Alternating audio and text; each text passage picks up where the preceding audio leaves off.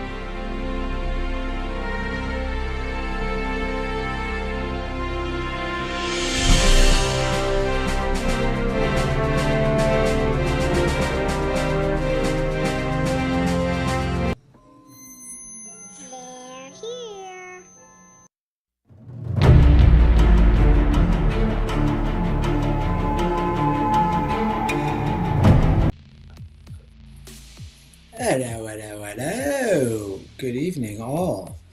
Hello, Doe. Hello, Menjoza. Hello to anybody else who actually I may not be able to see because you might be coming through Graybeard's stream right now. And so say hello if you're there, and I can see your chat and say hello to everybody. So it's time for episode 26 of Tales from the Outer Rim. 26. It's kind of crazy. That's half a calendar year. Time flies. Getting old. Or at least feels like it flies. Good evening, Ultra. How are you? I will wait for my co-host to join us. I hope everybody has a wonderful week. Of course, today we get a fantastic Olympic rematch in hockey. The women got the better of our Canadian girls in a thrilling 2-1 overtime game a couple days ago, and now, of course, the men get a shot at the American hockey finale, and in Canada, we bleed and breathe hockey. What's going on, Rowdy? How are you? Good to see you. Good stuff. Hey, really liked your review of Iron Lung. Iron Lung? Am I saying that right? Also loved the thumb. Was awesome. Anyway, good stuff. I heard, actually, speaking of Rowdy, I heard Rowdy got Quinlan Voss. So good on you. Mine is actually coming on Monday. I cannot wait to get him in hand. If you're a fan of the Clone Wars and a fan specifically of, great Jedi characters, Quinlan Voss is one of the best Jedi characters in Legends and Clone Wars and, of course, canon as we saw him. So that's what's going on. Fumbling, having a good day, man. It hit 70 degrees here in North Carolina today. Ugh, God. Oh, no, buddy. It is rain and snow, and we have yet another winter storm in the forecast in a couple of days. And so it has been a brutally long winter here in Ontario. Can't remember the last time we had a winter like this in Toronto. So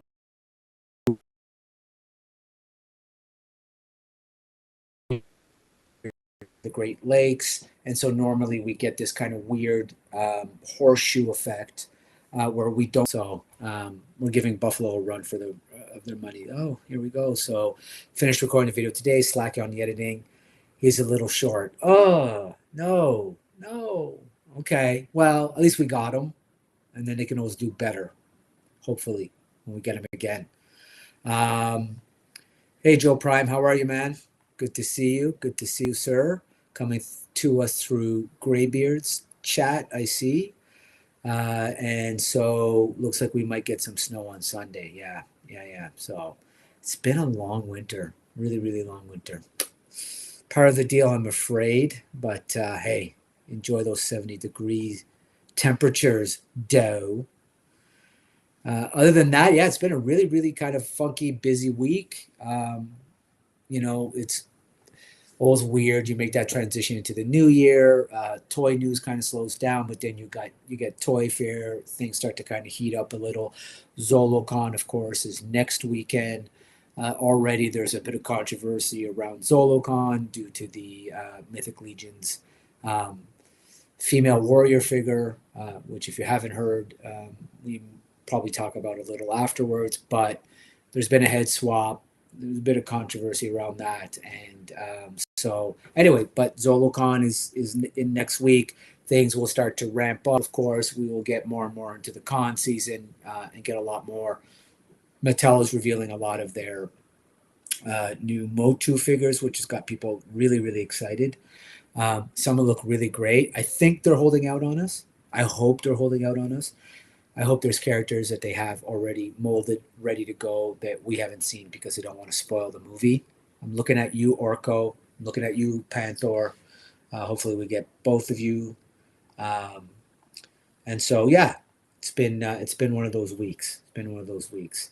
And of course, today, the tariffs got struck down for whatever that's worth. I'm not sure really much, but as toy collectors, I'm not sure that by the time this all makes its way through the courts and through the political aisles, it will see much of a difference from a price break anytime soon. But let's see. Maybe it's a step in the other direction. Going to be raining here on Sunday. It was actually raining this morning, and then it pushed out. Okay. Technical difficulties. All right, that's cool. That's cool. We're just freestyling till you get here. Not a big deal. So you know what? Maybe we'll kind of talk a little bit about, of course, Scrolls got tired. Yeah. Good stuff. Good stuff. So yeah, so we've got the Mythic Legion news. Of course, we've got, as I was saying, we've got a lot of Motu drops. We had, of course, a couple of announcements in terms of some movie news, which I'm kind of excited about. So we'll get into a bit of that. Of course, we will look at the latest in toys. Not a whole lot, but some real goodies. And we'll take a look, I think, at some really cool upcoming, as I said, some animated movies that might be dropping that I'm really excited about. All right. So how's your week going, everybody? Anybody do anything? Wait, first of all, has anybody picked up anything interesting this week? Let us know. As I said, I have my Quinlan Voss has shipped, so I get it Monday, as well as my Asajj Ventress Temple Guard. And then I have 3 statues that have shipped yesterday from Sideshow. Anakin, Obi-Wan, and Ahsoka from the Clone Wars. So those are Iron Studio 1/10 statues with some light up features. So I'll really be looking forward to showing those off. And of course, those of you who follow the show know that last week I got my quarter scale Pumpkinhead PCS on a pallet statue. So yeah, that's what I got this week. So it's been kind of crazy, but that's how it always comes in waves. Anybody else get anything? Anybody pre-order anything? I'm looking at the G.I. Joe Royal Guard to go with my my Pythona, which is the only classified I own. But it is such a great figure. So I think I'm going to order a couple of the Royal Guards. Kind of goes with the motif. So yeah, let me know, guys. Has anybody else ordered anything interesting? Let's see what we got. I scooped up a Studio Series Thundercracker from Target and used the Circle coupon to get 20% off. So like $29 including tax. Wow. Nice. Now that's a score. Nice. Yeah, I like the Studio Series stuff. I really do, actually. Well, speaking of drops, of course, Mattel and Hasbro, sorry, in the Matrix looks really good. I picked up another G.I. Joe Transformer Cup Triple T box with Slaughter and Leatherneck for $35. Nice score from Walmart clearance today. There was nothing in Ross today worth getting. Okay. And Akuma may show up tomorrow. Nice, Rowdy. Nice one. Oh, man. So you really got a good week this week. I mean, Quinlan's short, but it's still Quinlan Voss. Character alone is GOAT. And what else we got? We reordered the Marvel Legends Daredevil, of course, and the Black Iron Spider. Love that one. Joe Prime coming in with I pre-ordered the EVA Prime, okay, and put together that Blockies Wheel Optimum. That was fun. Oh man, is Blockies just not hitting all the notes lately? Like every single note for me. Champion class. I know they have different classes. Blockies has been really good stuff. I also got that big Joe missile thing for $5. Nice. Good score. Really good score. Toys are lame. Toys are lame, says Ace's Place. Grow up, kids. Never, never. Like pizza, we will always love toys, just like you should always love pizza. If you start hating either one, what do you do for fun? How you doing, Ace? Great stream earlier. Sorry, I was on the replay squad. I was actually grinding at the office. I got home like literally 20 minutes ago, which is crazy. I hope Balrog drops soon. Oh, yes. Hello, says Ace. So just some hellos. Everybody saying hi. So that's some good pickups. People scored some good scores this week. Yeah, it's kind of fun, right? I mean, I really like. So sorry. Let's go back to the Black Iron Spider. That is not the. That's a reorder, right? Okay, so that's not the. Yeah, facts, dude. If you start hating pizza and toys, then shit, man. What do you do for fun? I mean, you could be like me and just learn to love gin a lot and other fun stuff. I can't do the other fun stuff anymore, but I certainly live vicariously through our friends at Smoking Joe's, I have to say. And through Ace, actually, what am I saying? So yeah, okay, maybe we'll look at a little something while we wait for Roughshod and Virgo if they can get past their technical difficulties. Joe Miss, I think for $5, you're talking about the mobile missile system with the 3 missiles on top and Colonel Hawk. I don't know. So fumbling. Got comic book guy with shop and sideshow Bob with Krusty. Oh, nice. Best. I love that. Worst movie ever. I was actually thinking of comic book guy the other day. I don't know if anybody remembers the Simpsons episode where Lucy Lawless was the guest star as Xena Warrior Princess, and she fights this evil. I think it was probably a Halloween episode, and the comic book guy plays this enemy who kidnaps celebrities and puts them mint on card, seals them mint on card, and actually hangs them on the wall on card. It's just one of the best episodes, and I was thinking of the comic book guy just the other day because of that episode. I was trying to find a video. Gin, make me no. Oh, I thought only the brown liquors did that. I'm sorry to hear that, but I do know that, of course, you find other ways to unwind, which I'm afraid I can no longer do. But those crazy blasts, okay, yeah, all those crazy blasts. Okay, so it is that figure. So yeah, that is the one, right, Ace? That is the episode. Yeah, so good. Comic book guy is criminally underrated. Love that character. Love when he was dating Seymour's mom too. Anyway, I could have a whole show based on Simpsons, and maybe one day Ace and I will do a Simpsons specific show because we are both super fans and probably can quote way too many episodes. All right, so yeah, talking about that because I want to keep it moving while our friends show up. And let's face it, we got to have something to look at. Let's take a look at this news that just dropped today, which is Venom animated movie in the works from Final Destination Bloodlines filmmakers. And Tom Hardy will be involved creatively in the project. Now, I don't know why Tom Hardy would be involved necessarily, maybe as a voice. But anyway, that's really exciting because I thought that actually Final Destination Bloodlines was one of my favorite installments of the series in quite some time. And I smoked that ganja. Indeed. I'm all in. I'll start prepping now. You know it, brother. I'm down for that any day. I think we could swap some good memories and have a good laugh. I mean, The Simpsons is one of the greatest shows of all time. They may have dropped off a bit the last couple of years, but those first 10, 15, well, 10, 15. That's a big swing. Those first 10 seasons are some of the best television ever. I'll die on that hill. Worst show ever. So yeah, so this looks really cool. So I think, I mean, you put that together, um, animated film from Final Destination from directors Zach Livosky and Adam Stein. So I think it looks like he'll be involved, Tom Hardy, but it's unclear. So, yada, yada, yada. That's not really important.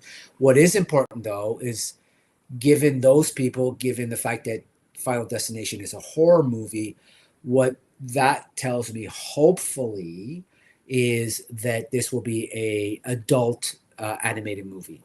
So this will be one that will not be for children, and so hopefully rated R, or at least adult accompaniment, which these days easily surpasses anything that would have been rated R in the 80s for me. So yeah, I think that's kind of exciting. I think that's kind of cool. I am very much looking forward to seeing what they come up with and if it actually gets made. Of course, this is always early news. As we were just reading that story, something I just realized is, co-write Gremlins 3 with Chris Columbus. Please tell me that's not true. The new film's going to release in 2027. Do we need, I mean, tell me, chat, do we need a Gremlins 3? I don't know. I mean, are you guys down for it? I know people loved Gremlins 2. I wasn't a big fan of Gremlins 2. I found it almost too campy for my liking. However, having said that, let me know. What do you think? What kind of animation do you want it to be like? Yeah, if anything, especially like the adult variety animation that we recently got, probably something along the lines of what's like DCAU. I like that. I don't know what that animation style is called, but I do like that type of animation. I like the really kind of bold colors, lots of blood. I guess, a la Invincible would be fine with me. What do you guys think? What do you think it's going to be? Or what would you compare it to be? So I don't know. But anyways, another thing here that's interesting is Knights of the Seven Kingdoms. I don't know if there's any Game of Thrones fans in the house. If you have not seen Knights of the Seven Kingdoms, it's been a banger. It's been really, really, really, really, really good. So I'm going to share that. That was, oh, wait a minute. I should probably do this. Oh, hello. It could be fun. Yeah, I agree. Right? I mean, it could be fun. If it's adult, right? If it's adult enough, I think it could be a lot of fun. I think but the key will be what, who's it aimed at. I got to think that because it's a Bloodlines, guys, that it's going to be more adult. I think we deserve more adult content. I'm certainly hopeful following for Star Wars, if I pivot to Star Wars, because I always pivot to Star Wars. If I look at Andor season 2 and just the themes and the adult nature of Andor, I'm really hoping that maybe Star Wars starts to realize that there is a market for more adult themed Star Wars. All I picture is a Spawn animated films for Venom, obviously. Yeah, that would be cool too. Yeah, totally down for that. So yeah, I'm hoping that whatever it is, it's adult, it's edgy, we get the gore, we get the blood, give us the absolute most unhinged version of Venom that we could possibly get. I'm down for that. Because he's just too badass of a character to be so tame, I find. I don't know. Admittedly, I have not read a lot of the comics, so 610. What's up, brother? How you doing, man?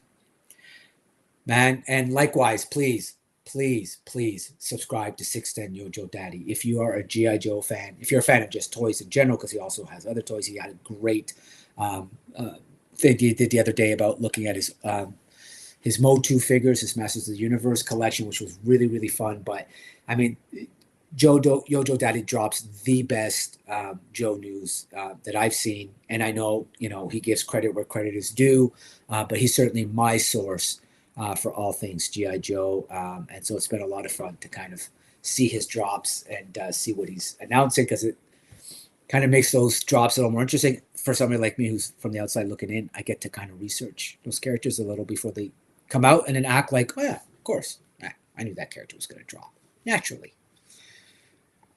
So okay, what do we got here? Well, we got Ultra in the room, so surely we've got to look at some of these.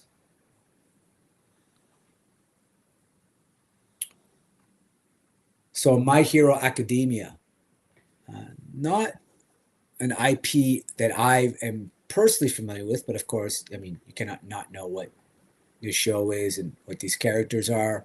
Um, so this looks really, really good. This is final battle between these two cats. I am not going to try and pronounce that name out of respect to anybody who can actually pronounce that name.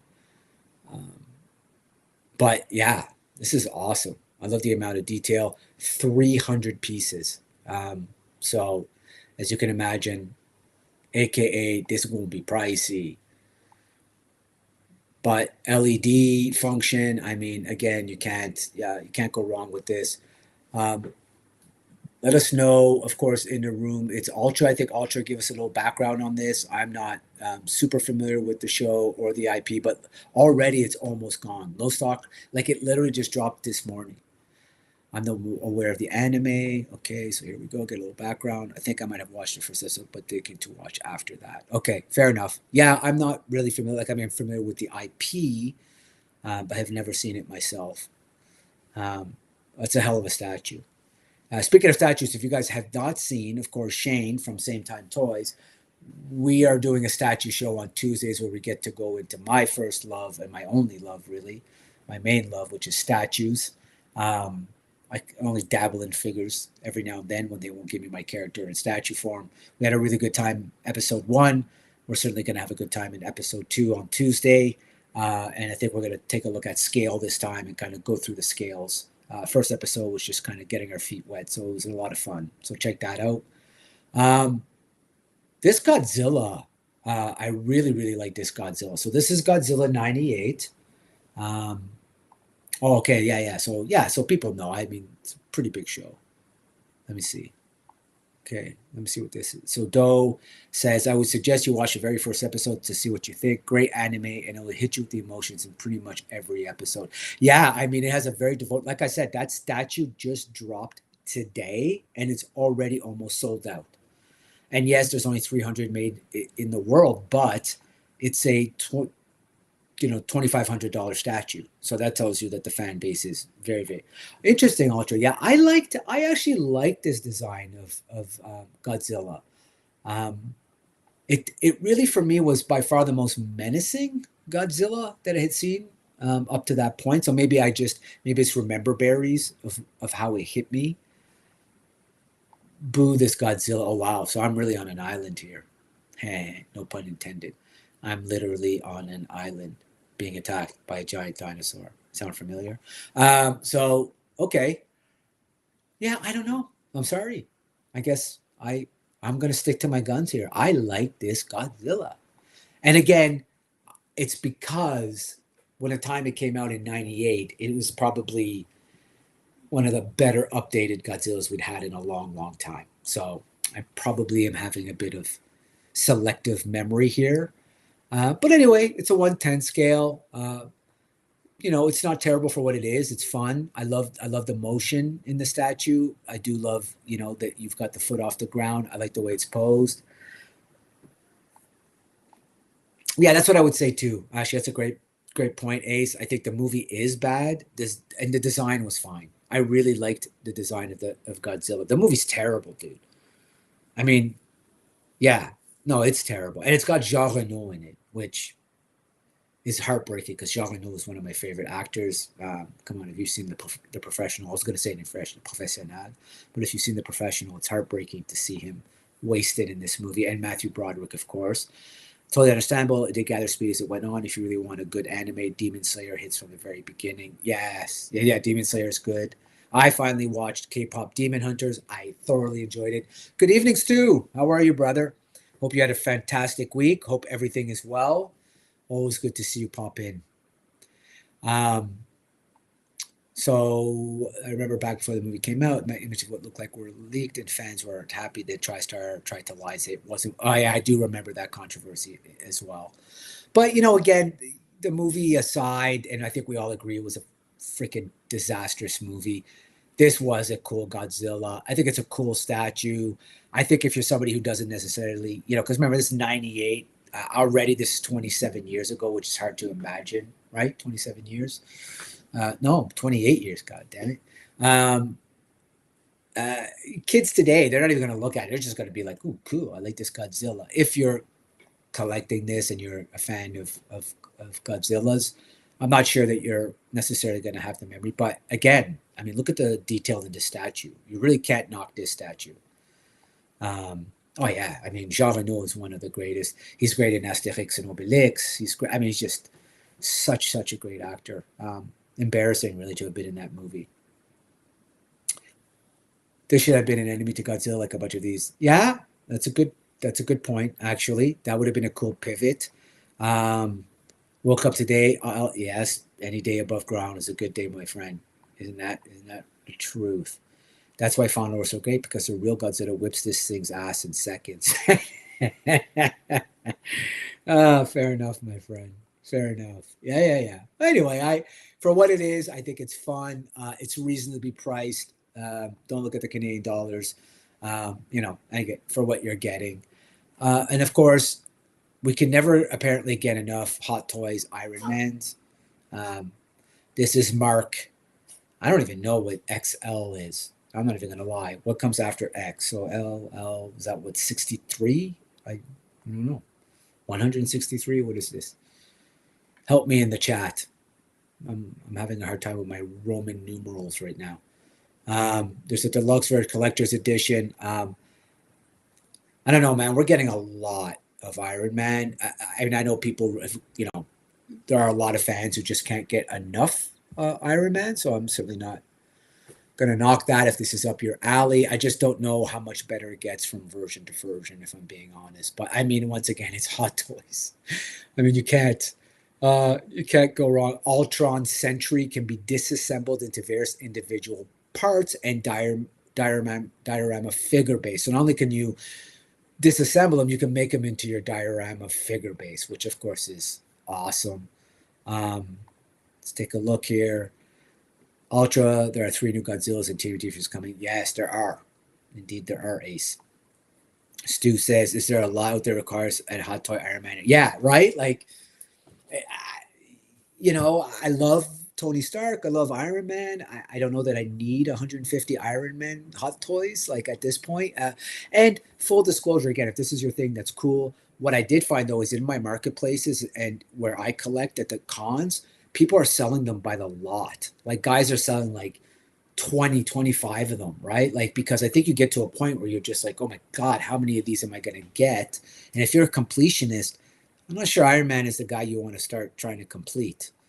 If I'm being XL equals 40. Thank you, sir. Okay, so 43. All right. I was only 10 off. Maybe 20 off. Nah, probably 120 off. A bunch of medium-sized ones from yeah. That was okay. Thank you for that. Let's see. I only like the Silver Centurion version of Iron Man, right? And I believe because the X is in front of the L. Okay, right. So it predates, it precursors it. Yeah, but this is cool. I mean, this is like, it's great. It's Iron Studios, man. You're never gonna go wrong with Iron Studios. But again, I'm just not sure that we're getting anything new. Like, I mean, this is a used face sculpt. We've seen this face sculpt before. This has been done. Awesome version. But unless you're somebody who really needs yet another Hot Toys Iron Man, not sure this is going to be for you. I think the selling point here really is the selling feature with the other guy, that you can break him apart. Whoop, sorry, I scrolled to, let me go back up. So you can take Ultron, break him into pieces, do different stuff with him. I think this, to me, is what sells this figure. I'm not sure that anything outside of that would be why I would purchase this figure. So yeah, but that was a cool drop. So if that's your jam, as they say, that's a good one. As you know, here we do love to look at art, and cover art. So this is the new art print by Clayman. I love this stuff. I really love this stuff. I wish I had a lot more wall space. Let's see. Just picked up Law and Order for my daughter's boyfriend for $30. You know what I think is cool, Joe Daddy, and I can't wait to have you on again. Is I want to hear about this because I think it's so cool that your daughter's boyfriend is collecting figures, and I would love to hear the story about that. And I would love to hear if you've given him the bug of collecting, or if he just happened to see your collection and was like, "Oh my God, where's this been my whole life?" And then he kind of got into it. I love hearing that you're always picking up figures for him. I think that's just too cool. And what dad wouldn't like a kid who collects GI Joes? Yeah, certainly that's got to be good for his play. I am a partial to Stealth Iron Man because this blue's my favorite. Yeah. No, I mean, again, I think Iron Man is, he's an iconic character. I feel like Hot Toys is going down if there's something they're overdoing, in my opinion, and be totally transparent, is clones, Vaders, Iron Man, Wolverines, Deadpools. Give us the B cuts, give us the deep cuts, give us characters other people. And I know you're taking a chance, but if you really want people to keep collecting and getting bigger, you got to give them something new. Because as I said, every time I see people selling them, they're selling them in lots, which tells me people really hit a point where they just get tired of it and then they just completely get out of it. Hey, King, what's going on, brother? Thanks for joining us through Roughshod's channel. Right now, they're having technical difficulties. I would say that if you're on that channel right now and you can't see the chat, I will try and show everybody's chat, but you will only see part of the chat. I think the majority of people are in through my channel right now. So I will try to keep up on chat, but if you're missing chat, that's why. Okay. And I certainly, just to keep you guys the heads up, say hello to Roughshod and Virgo. Hopefully they can get on here. And Jack Sparrow. So, okay, I guess. Not sure who asked for this, but iconic character. Yes, sir. How you doing, King? Again, another. Whoop! No, I didn't want to put that one big. I want this one to be big. Another great collector. If you haven't checked out King Collector, check him out. That's his handle on YouTube. Obviously, go check him out. He does a really great collection. Very diverse collector. Does some really cool, very to the point, direct, and I like it. Short, very good reviews of the figures that he looks at. I really like it. I think it hits hard. It's good. It's focused, and I really appreciate that. And he's been showing some real bangers lately. I actually meant to comment on the Batgirl that you showed off. King looked really good. So yeah. So here's Johnny Depp. Can't remember which movie this is from. I kind of got Pelagostus Chief. Okay. I lost it pretty much after, I think, 2. I pretty much checked out of Pirates of the Caribbean. And so that's pretty much where I'm at. Oh yeah, dude, just telling it like it is, man. When someone's putting good stuff out there, you got to recognize it and you got to let people know to check it out. Always. But this is cool. I mean, this is really, really great. It's a Hot Toys, incredible detail. I mean, Johnny Depp's likeness, they actually nailed quite a few designs ago. So it's great that, they have it already. I mean, this looks great. Cannot go wrong with this version of him. I've got absolutely no issues with this in terms of like the quality of the Hot Toys here. I love all the accessories that come with it. I love the skulls. I love the feathering. So that's all going to be really, really detailed. I got a jar of dirt. And so, yeah, I mean, again, you're going to get what you get with Hot Toys. You're never going to lose out. I don't know what the market is for this right now. I don't know what the demand is for Jack Sparrow, but if you're a Pirates of the Caribbean guy, this is certainly one that's fantastic. And as I said, this is a face sculpt they've had for a while. Looks really, really good. They've nailed him to the T. Now I wonder, sorry, did he come with the throne? No, he didn't come with the throne. It's kind of, wait, let me go back. I got to know now. Because him sitting on the throne is actually pretty sick. That throne alone might be worth. See, he's sitting on that great throne there, but I don't see the throne in the. No, I don't think it comes with the throne. Ah, that's too bad. That throne alone would have been worth it. So, quick question, of course. For the people that have messed up names now, are you not going to correct your name's handle by updating your profile? Yeah. So that's a good point. So for those of you who may or may not know, you can correct your name pretty easily by going into your profile on YouTube and removing like I think what it's doing is it's defaulting to whatever name you signed up on through whatever account you signed up on. And for some people that could be pretty funny. For others, maybe embarrassing. I'm lucky that mine was the exact same name, so it really wasn't a big. Uh, but anyways, it's uh,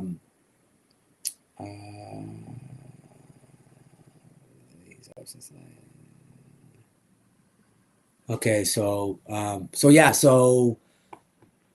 if you don't know, check it. Like, just you can fix it pretty easily if it bothers. So I think what we got here. I think I would like to have Jack Sparrow in his skeleton form from the front. Yeah, exactly. Yeah, exactly. Yeah, I don't know who's asking for this version at this time, but it's one of those things.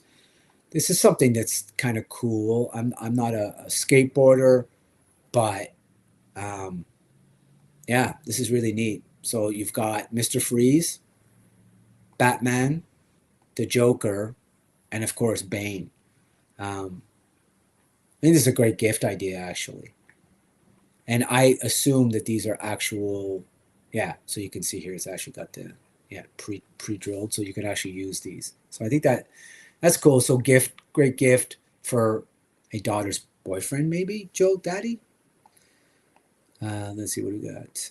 I had to change my at for sure. Yeah, exactly. Because you never know, right? You're like, oh shit, why is my actual IRL name showing up now?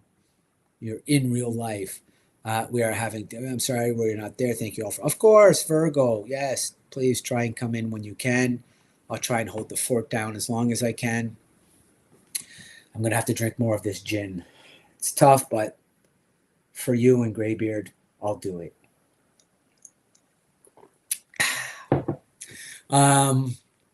What else we got here? So we got skateboard. Of course, for those who watched the show last week, we kind of went over this a little bit, but now, of course, it's on here. This is the Battlestar Galactica Colonial Viper MK1. Again, I'm not sure who's asking for this. I may be on a ledge here. It's probably not a popular opinion. Here we go. Collector. Yeah.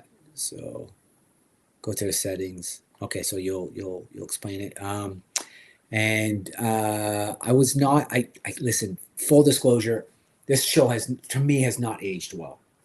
It was a very short-lived show. Well, there wasn't a lot of this show. I think the modern version is infinitely well, of course, because it had probably more technology behind it and a longer run. The show really doesn't hit it for me. Like, I remember it. I feel the same way about Buck Rogers. It kind of just, it was there to me as a huge Star Wars fan. These always felt like Star Wars imitations. They're poor man's imitation to me. And that's just the way I remember it. Again, that's me. But I do like this ship. For what it is, it's awesome. It lights up. It's a great rendering of that ship. I love the packaging of these figures. I will say that. Right. And then, well, that's the other thing, right? The prices are insane. So the ship is $250, and I believe the figures. We'll take a look. I don't know if they put the figure price here. I think they're about $40 each, somewhere around that. $40 each, and you can buy the lot for a fixed price. I have to get this one a bit pricey though. Yeah, I mean that's it. I mean, again, if it's your thing, like I don't think you're gonna find a better version of this. But $250, man, it's pretty pricey. I gotta say, it does look great though. Again, for what it is, and I love that it has opening and closing landing gear doors. I love that it lights up. I love that it could be remote operated, which I think is a really nice touch. So like they are kind of giving you some really cool technology for the $250. someone who collects a lot of sideshow and a lot of statues, I can tell you that no, they don't. None of them come with a remote control, and none of them come with like kind of, they do come with more technology today, but not necessarily at that price point. So I think, oh, here we go, Give me some Buck Rogers while you're at it. I'll forever love the princess. Well, of course, yes, okay, granted, the female characters, of course, we all have probably an infinity for as kids, but again, short-lived shows. If you look at them now, in my opinion, they haven't aged very well. But maybe that's what it's meant to be, is that moment in time. As I was saying earlier with the Godzilla, for me, 98, it was a moment in time that I remember Godzilla more than the movie. And so it just holds that place for me. So that's fair. It's absolutely fair. Yeah, can't hate on that. Could have lasted. Gil Bellows kind of fumbled it there with that. Rest in peace, Gil Bellows. Would have loved to have seen a lot more of Buck Rogers to see where it was. But again, as a Star Wars fan, they all felt like cheap versions. So I think so. This is 250. I don't think they're going to talk about. Let's see if they do the figures. No, they won't. Oh, okay, so the ship comes with Lieutenant Boomer. Interesting. But I think if memory serves me right, and Ultra, keep me honest, when we looked at this last week, I think it was $40 or $50 per figure. I feel like it was 40.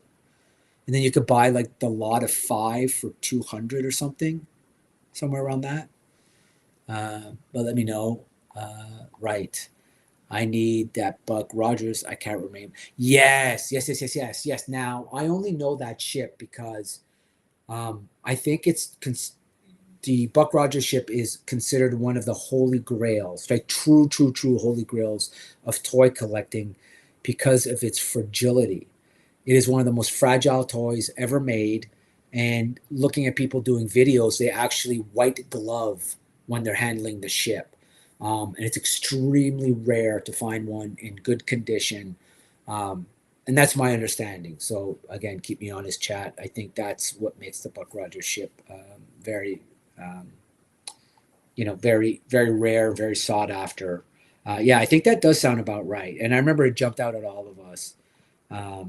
Just called it Starfighters. Okay, there you go. Well, like I said, they were a Star Wars ripoff, so it doesn't surprise me they kept it pretty simple. And then, of course, this is for King. And I was kind of thinking about this earlier. I wish Shane were here. I think I would love to get some backup. Please, someone let me know.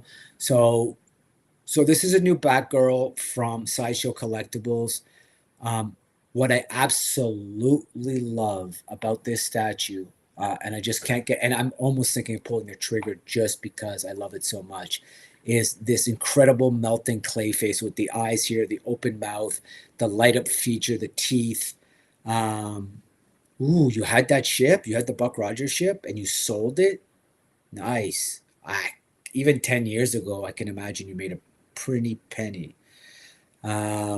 Yeah, don't sneeze when you're in the room. Yeah, dude. Like if you look at the videos of people handling that ship, they're literally white gloving it. Like it's extremely fragile. But this thing is, I mean, she's incredible. The sculpt on her is incredible. So there's a variant here, and this is where probably have to ask King or anybody in the chat, a little bit of information because I'm not familiar with it. But again, incredible sculpting by Sideshow here. Love the flow of the hair, love the color palette, really love the suit. The gold is nice. This is their premium format, so it's going to be 22 inches. The light up features of Clayface are just awesome. And then there's a variant, and I think it's the variant that I really want to know, but let's look at the backside. Again, you get this Clayface kind of shape shifting. Love the movement in this.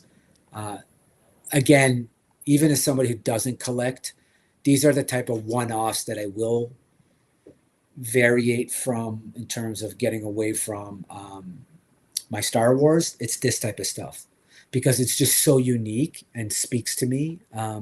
And I just love it for that. And so, but for the variant, and this is where I'll need some help from, I think tonight in the room is going to be King. So King, they call this one the Stephanie Brown variant. So clearly this is a different woman, I imagine. Different color, purple, obviously different hair color. Um, Not sure what the background is here, but is this? I like the one on the right more. But if you can, King, if anybody knows in the chat, please let us know what the difference here is in terms of like this Batgirl versus the Stephanie Brown variant. And if that's somebody who took up the mantle, and if maybe this character deceased and this one took over. So I don't think King was asking how to fix your name, was he? I think he was telling people. I think he was telling people after you had mentioned it. But anyway, I like both versions, but I don't know who the Stephanie. Yeah, the purple outfit is classic, right? You really can't go wrong with the purple look. But I don't know who she is. I've never even heard the name, to be honest with you. Not in any DCAU, not in anything that I've watched. So this is my first time hearing about it. So I was kind of curious who she is and what that story is. But yeah, the purple's awesome. But that light up feature with Clayface is just bananas. This is bananas. Like I would get it just for this, if I'm being totally honest. And that's probably why I'm going to pull the trigger on this. Yeah, agreed, everybody. Here we are. Okay, so Purple Classic. So here's the story. So yeah, right, Stephanie Brown. She's from the Batman Reborn series. Okay, thank you. Awesome. Thank you, man.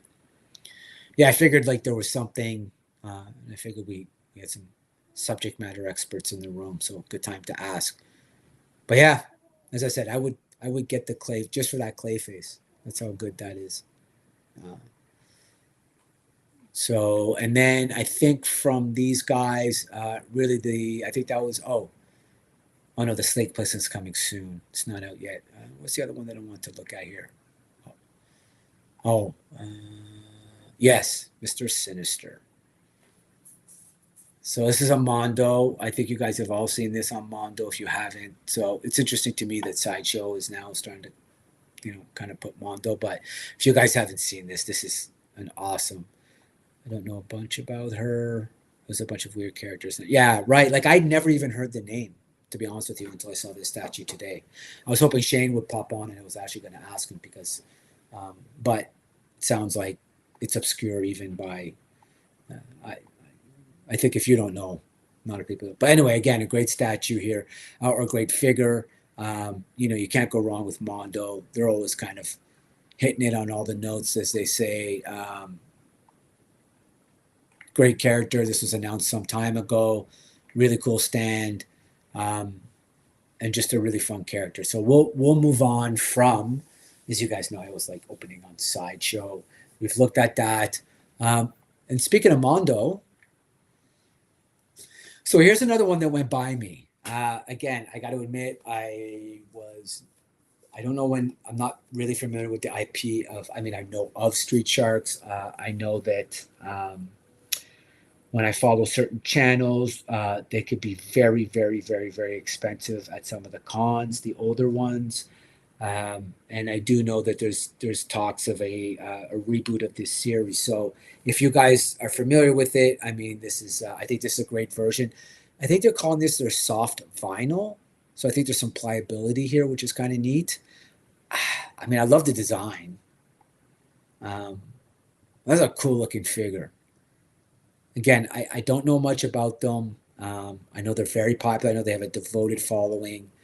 I know that the original ones can be quite pricey. I do love the amount of detail here. I love the detail in the teeth, even the scar tissue on the nose, on the upper lip. Love the detail in the eyeballs. Now, of course, not a whole lot of articulation. I don't think that's the point here. But I think it's created so that you can see that it's back weighted, so which is smart. So should be able to stand on his own. And this is the thing I never understood, I suppose, is Street Sharks. So you guys can let me know if you watched the cartoon. Is they were actually kind of under the street, so they were kind of just in the sewers, and instead of going through the sewers, they would just put their fins out on the road. Help me understand. I don't know. So yeah, it's a cool character. I mean, so if this is your jam, this is Mondo, and it's a pretty big figure, man. 12 inches, so it's 1/6 scale. I'm sure the price is not going to be cheap, but if you're a Street Sharks fan, this is yet another Mondo hit. And they're calling it soft vinyl. So what's the price tag? 150 USD. Yeah, they really are super popular, and yes, they're really pricey. And the original ones, when I see them on collector shows, is nuts. Like some of the prices are absolutely insane, and I'm like, damn, I really didn't know they were that popular. So it's interesting to me that, and then talking about kind of obscure and why. Yes, yes. Original guys were Turtle Z. Yes, yeah, exactly. That's exactly right. Yeah, yeah, yeah. No, it's exactly right. So I think that's probably why they went above my head. By that time, I was in my late teens, probably in university. Yeah, I was definitely in university and into girls. So definitely not into turtles. Although I was eating a lot of pizza. But here's NECA coming at us once again with one of their music lines. This is Mick Jagger. Again, I don't know who gets these. You know, I'm sure there's a market for this. I don't know how many of these they produce. I don't know how many people are buying a Mick Jagger or the rock stars. I think it's cool to have some. I just don't know, again, on a large scale. I can't imagine they're producing too many of these. I do love this particular pose as you see it from the sides. But when we get to see it from the front, it looks a little weird. Okay, man, don't go to settings. Click on your name, icon picture first, then select the customize channel button. Scroll down to the handle section to change the name, then publish. There you go, guys. So if you're looking to update your name, if for whatever reason your name didn't update, then by all means, this is perfect instructions. Super, super simple. So thank you, Doe. Appreciate it. I'll leave that up there for a second. If somebody wants to grab a screenshot or somebody's watching this on replay, they can absolutely check that out. No interest in this. I do have two Freddy. Yeah, of course. That's what I'm saying. Like I think again, there's a market, but I don't think there's a large scale market for these. I do love the soft goods. I love the stitching. I love that they took the time to make it look good. I don't think there's anything like super weird about this figure. Again, I think that's a great iconic Mick Jagger look right there. So I actually really like that. I love the hair. I love the fingers. I mean, this is classic Mick. Um, but again, and then here this looks weird. I think it's a bad angle. I'm not sure that I would have published that angle. There he looks like he has a serious lazy eye. But yeah, I mean, and of course, you can't have Mick without, of course, having his sidekick, which is, Keith Richards. Now, I will say this about my man Keith. Keith Richards hasn't looked this good and this healthy and this alive and has had this much color in his skin since 1972, possibly 1968 even. He's clearly a vampire, which is how he's defied time. But yeah, this is great. This one, the soft goods, a little less enthused about. Seem a little underdeveloped, like especially here at the collars. But again, kind of like the pleather. Don't know how this will hold up over time. But yeah, this is your Keith Richards version. So let me see here. We see interest by jumping out of the stream and then returning. Not sure it's really necessary, but sometimes refreshes are required for updates to register. Yeah, there you go. So if you've updated your name, that's the way to get it updated and get it registered. So that's your Keith Richards from NECA. So if you're into the musician line, it's fun. Again, I don't know who this is for. I do love that they have Let It Bleed. Mick Jagger came with sticky fingers. So if you're a fan of the Stones, I do like that little detail of putting those albums with the figures. I thought it was a nice little touch. I mean, of the three, though, this is legitimately the only rock star you need. Let's be real. Rock and roll Alf, This is the man. This is the legend. And this is just great. This is so good. I can never probably get enough Alf just because talking about childhood memories. I love the Born in the USA / Alf. Um, so yeah, NECA giving us that rock and roll line. You gotta hand it to them, man. They do pretty good with these ones. I was thinking, yeah, totally, right? I know it totally did. Like, I mean, let's be real. Like, Keith Richards hasn't looked that alive ever. Certainly not since 1966 or 67 on the Ed Sullivan Show. It was probably the last time he actually looked like a human being, and not somebody who was like draining the blood of children to stay alive. Um, these Coraline figures are actually pretty good. This movie was surprisingly, shockingly, like this movie pivoted in a way that I was not expecting. Is when I saw this, I have to admit, Coraline is one of my favorite animated, that motion, stop motion, whatever you call it. Um, that movie, man, just threw me. Whoa, 380. God damn. What is this? Life size plush doll? What do you mean life size? How big is she? She's 5 feet. Holy schmoly. Okay. That's just weird now. Oh, yes, this is perfect. Oh, this is perfect. I'm sure we all have nieces or nephews that we would just absolutely love to put through therapy for the next 20 or 30 years of their lives, if not more. So if you're somebody who really wants to put one of your nieces, nephews, or your children through therapy, by all means, buy them this 5 foot doll that has buttons for eyes, and lay it beside them like they did in The Godfather, um, you know, with the horse head, and see what happens. Did they do an Aussie yet? I think they did. Let's have a look. We'll actually look though. I think they did though. My daughter collects coins. She sent me this link and I laughed and laughed. Yeah, dude, come on. Like, okay, well, she likes the character, but this is nightmare material. I'm sorry. Like, I'm sorry. This is totally wild. This is 5 feet. Again, listen, keep therapists employed. We all have, that's what we do at Halloween. Oh yeah, definitely don't show this to M3. No, sir. No, sir. No, he might turn this into a court doll, and you all know what I mean. So no, I'm not going to do that. So let's take a look. Do we have an Ozzy? Do we have a Prince of Darkness? No Ozzy Osbourne. Nope. There you go. Not yet. It's only a question of time. Oh, though it says King Collector handle isn't available. Oh no. Well, just yeah, I always put yeah, anyway. I always put like a random number. It doesn't really matter to me. Like I often, because of my love of Bad Batch, I'll put 99 at the end of everything. Or some shit like that. So you are just asking to yes, dude, right? A 5 foot life-size Coraline. That is freaky. Actually, for a 5 foot life-size doll, 385 isn't that bad. Though man, that 5 foot we'd seen them dancing on the line. Yeah, granted. So wait, are these no, these are only $40. So okay, I was gonna say like if this one's 5 feet too, that's kind of crazy. Oh, wait a minute. Oh, these are life size too. Oh, yeah. Okay. All right. God damn.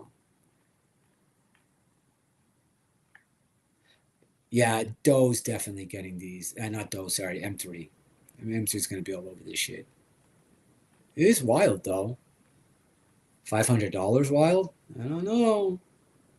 See, I feel as a married man, if I bought a 5 foot Bride of Chucky doll, or 5 foot any doll, um, yeah, I'm not sure how that would go. And my wife, I mean, she sees them, all the statues come in, and she see the palette came in last week, and she kind of says who's Red Sonja and who's Pumpkinhead and who's Ahsoka. But this, she would think would have to draw the line, or would have a serious conversation with me, and you know, or be like me and just buy a purse as often as you can.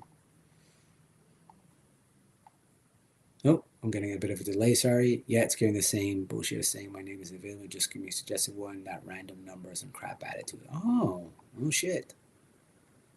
King underscore collector. Yeah, I had to do that for mine. Okay, yeah. So there's a workaround. Yeah, I don't mind numbers. Like I said, I always put a number that I associate with something that I like Bad Batch 99. So I just put 99 and that kind of solves it for me. So we already looked at these two. If you guys didn't watch the show last night on Graybeard, if you did, I'm sorry, but I do need to revisit this Janine for a second. So this is the Mondo Ghostbusters 112th Janine. This is an absolute fantastic offering. Everything that you get, all the accessories, the desk, the office desk, the chair, the extra set of legs, the smoochy Slimer, the 1980s authentic computer screen. And if you know, you know. Let me see. I would consider it, but looking like that, she would need to get tested first. Yeah, exactly. Real talk, dude. Real talk. So yeah, I mean the phone, the book, everything. I mean, this is a great offering from Mondo. And if you guys follow Graybeard, then you know TK has shown us his Spangler, and I think his Egon, and I think Ray was the other one that he showed. He loves them. He says they look great. And let's see, what was I added a hyphen. Yeah, there you go. Between my two, there you go. So yeah, I mean, just again, for what you're getting, what you're paying, you're really getting a great toy here. Again, great skill, great likeness, lots of accessories. So, and everything so far from what I've heard is people are loving. Now, Mondo is love hate, mind you. There are people who absolutely hate Mondo for various reasons. They've had bad experiences, just like NECA or just like anything really. But I've not heard anything about this particular line. I know they've had QC issues on other stuff. This one, I've not heard anything. And this to me is absolutely perfect. An absolute banger from the series that I remembered and that I really loved watching. I love this Slimer and the look on her face. Like, I mean, this is just it's great. It's great fun. Fun little dio, right? That one's a little weird. Just because he doesn't have the face for it. But again, I mean, if you're a child of the 80s like I am, like you will remember this computer screen and literally this image screensaver that goes with that. So again, the real Ghostbusters line, I think, is probably one of the better lines for that. And again, so accurate to the cartoon. Really enjoy that. So yeah, if you're in that line, you're certainly jumping on that, I would imagine. And all right, as you know, we are a statue channel at times. Let's see, that surprise. It looks like that goes with the tongue and putting in the work under that desk. Yes, exactly. Though there's many things you could do with this. I love it though. Joey, what's up, brother? Thanks for joining us. I hope you had a good week. Good to see you. Always nice to see you in the chat. And then just saying hello. So he's coming through us with the Graybeard channel. Virgo and Graybeard have confirmed that they are having, pardon me, technical difficulties this evening. I'm not sure if they're going to be able to join, but if they can't, we'll try and get through this as well as we can. This gin is helping, but after 30 meetings this week, wasn't expecting to talk so much. Y'all know more than that. You know, be better than that. They're like, dude, really? You have no problem talking. Joy Fumble. Everybody's saying hello. Everybody's saying hello. So you guys are coming through us through Graybeard's channel. And again, hopefully they'll be able to join us. So here we go. So this is the Green Lantern. I mean, and what's really cool about Legendary Beast Studios, of course, is they do 1/3 scale only. This is already out of stock for Q1 2027. I mean, that's how fast you have to jump on them. Um, and Rochelle, good evening, Graybeard Lady Virgo. So it's one thing that I really, really do enjoy about Legendary Beast is the amount of detail and quality you get is absolutely unparalleled. Like, here, look at the head switches you get. Tamari, Amon-Sur, Hal Jordan, and Parallax. So you get four heads. You get the base, the lantern, the ring that lights up. You get the aura. And then you get these like minifigures that come with it, and then you get the modern metallic suit as well as this incredible base. I mean, they really don't skip on anything as it comes to these guys. They really put in the absolute work when it comes to their sculpts and their statues.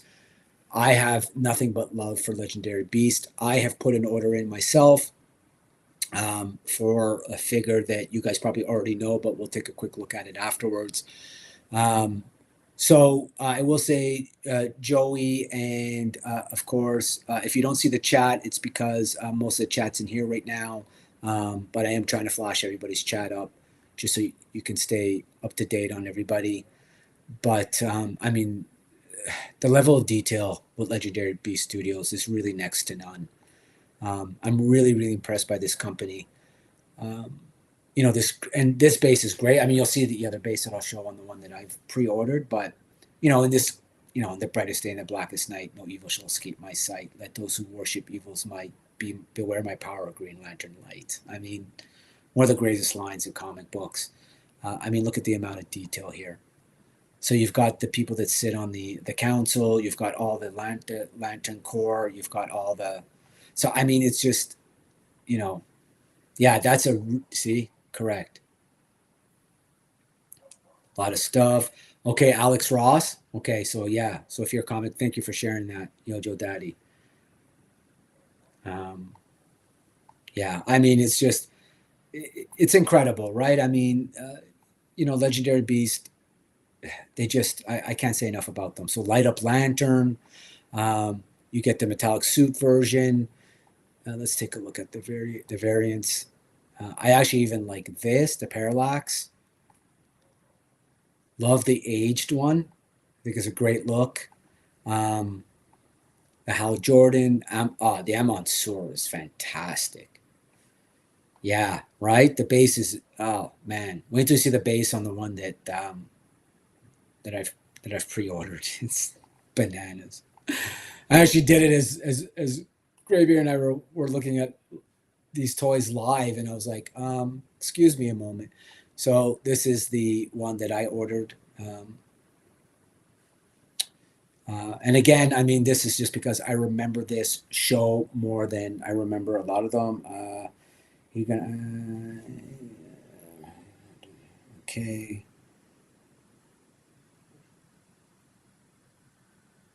Yeah. Okay. So no, you guys try and figure it out. I know Virgo's just trying to let us all know that she apologizes because they're getting to technical difficulties. I mean, it is what it is, man. We live and die by technology these days. I hate it. So anyway, so this is the one that I've pre-ordered.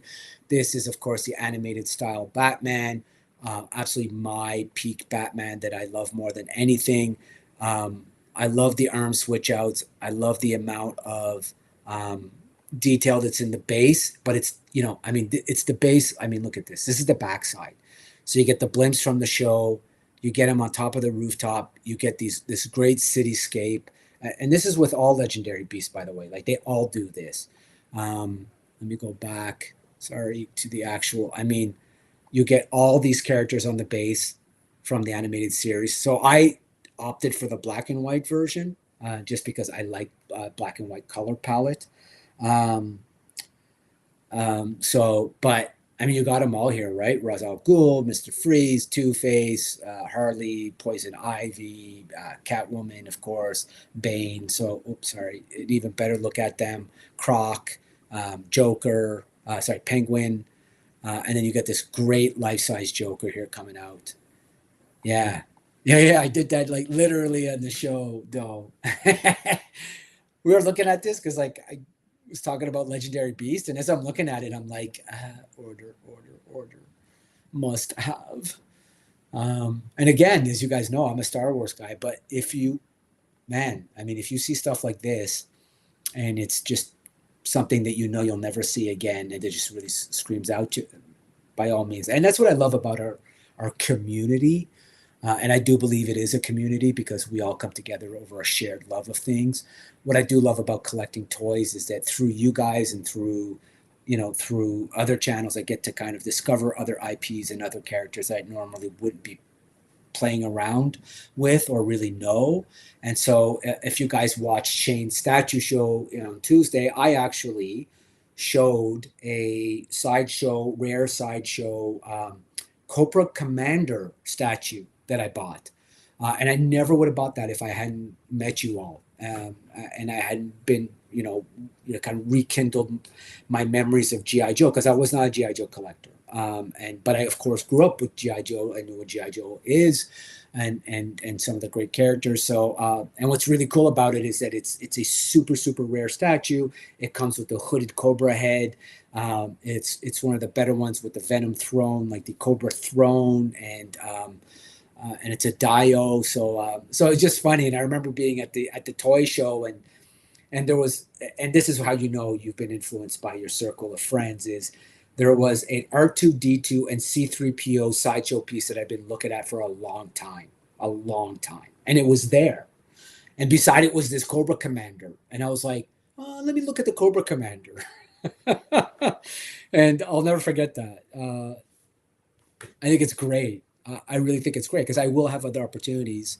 I really will to get that, but I may never see that Cobra Commander again. So something that's cool about kind of being who we are, and kind of, so anyway, I wanted to look at that real quickly, look at that Green Lantern, which I think is fun.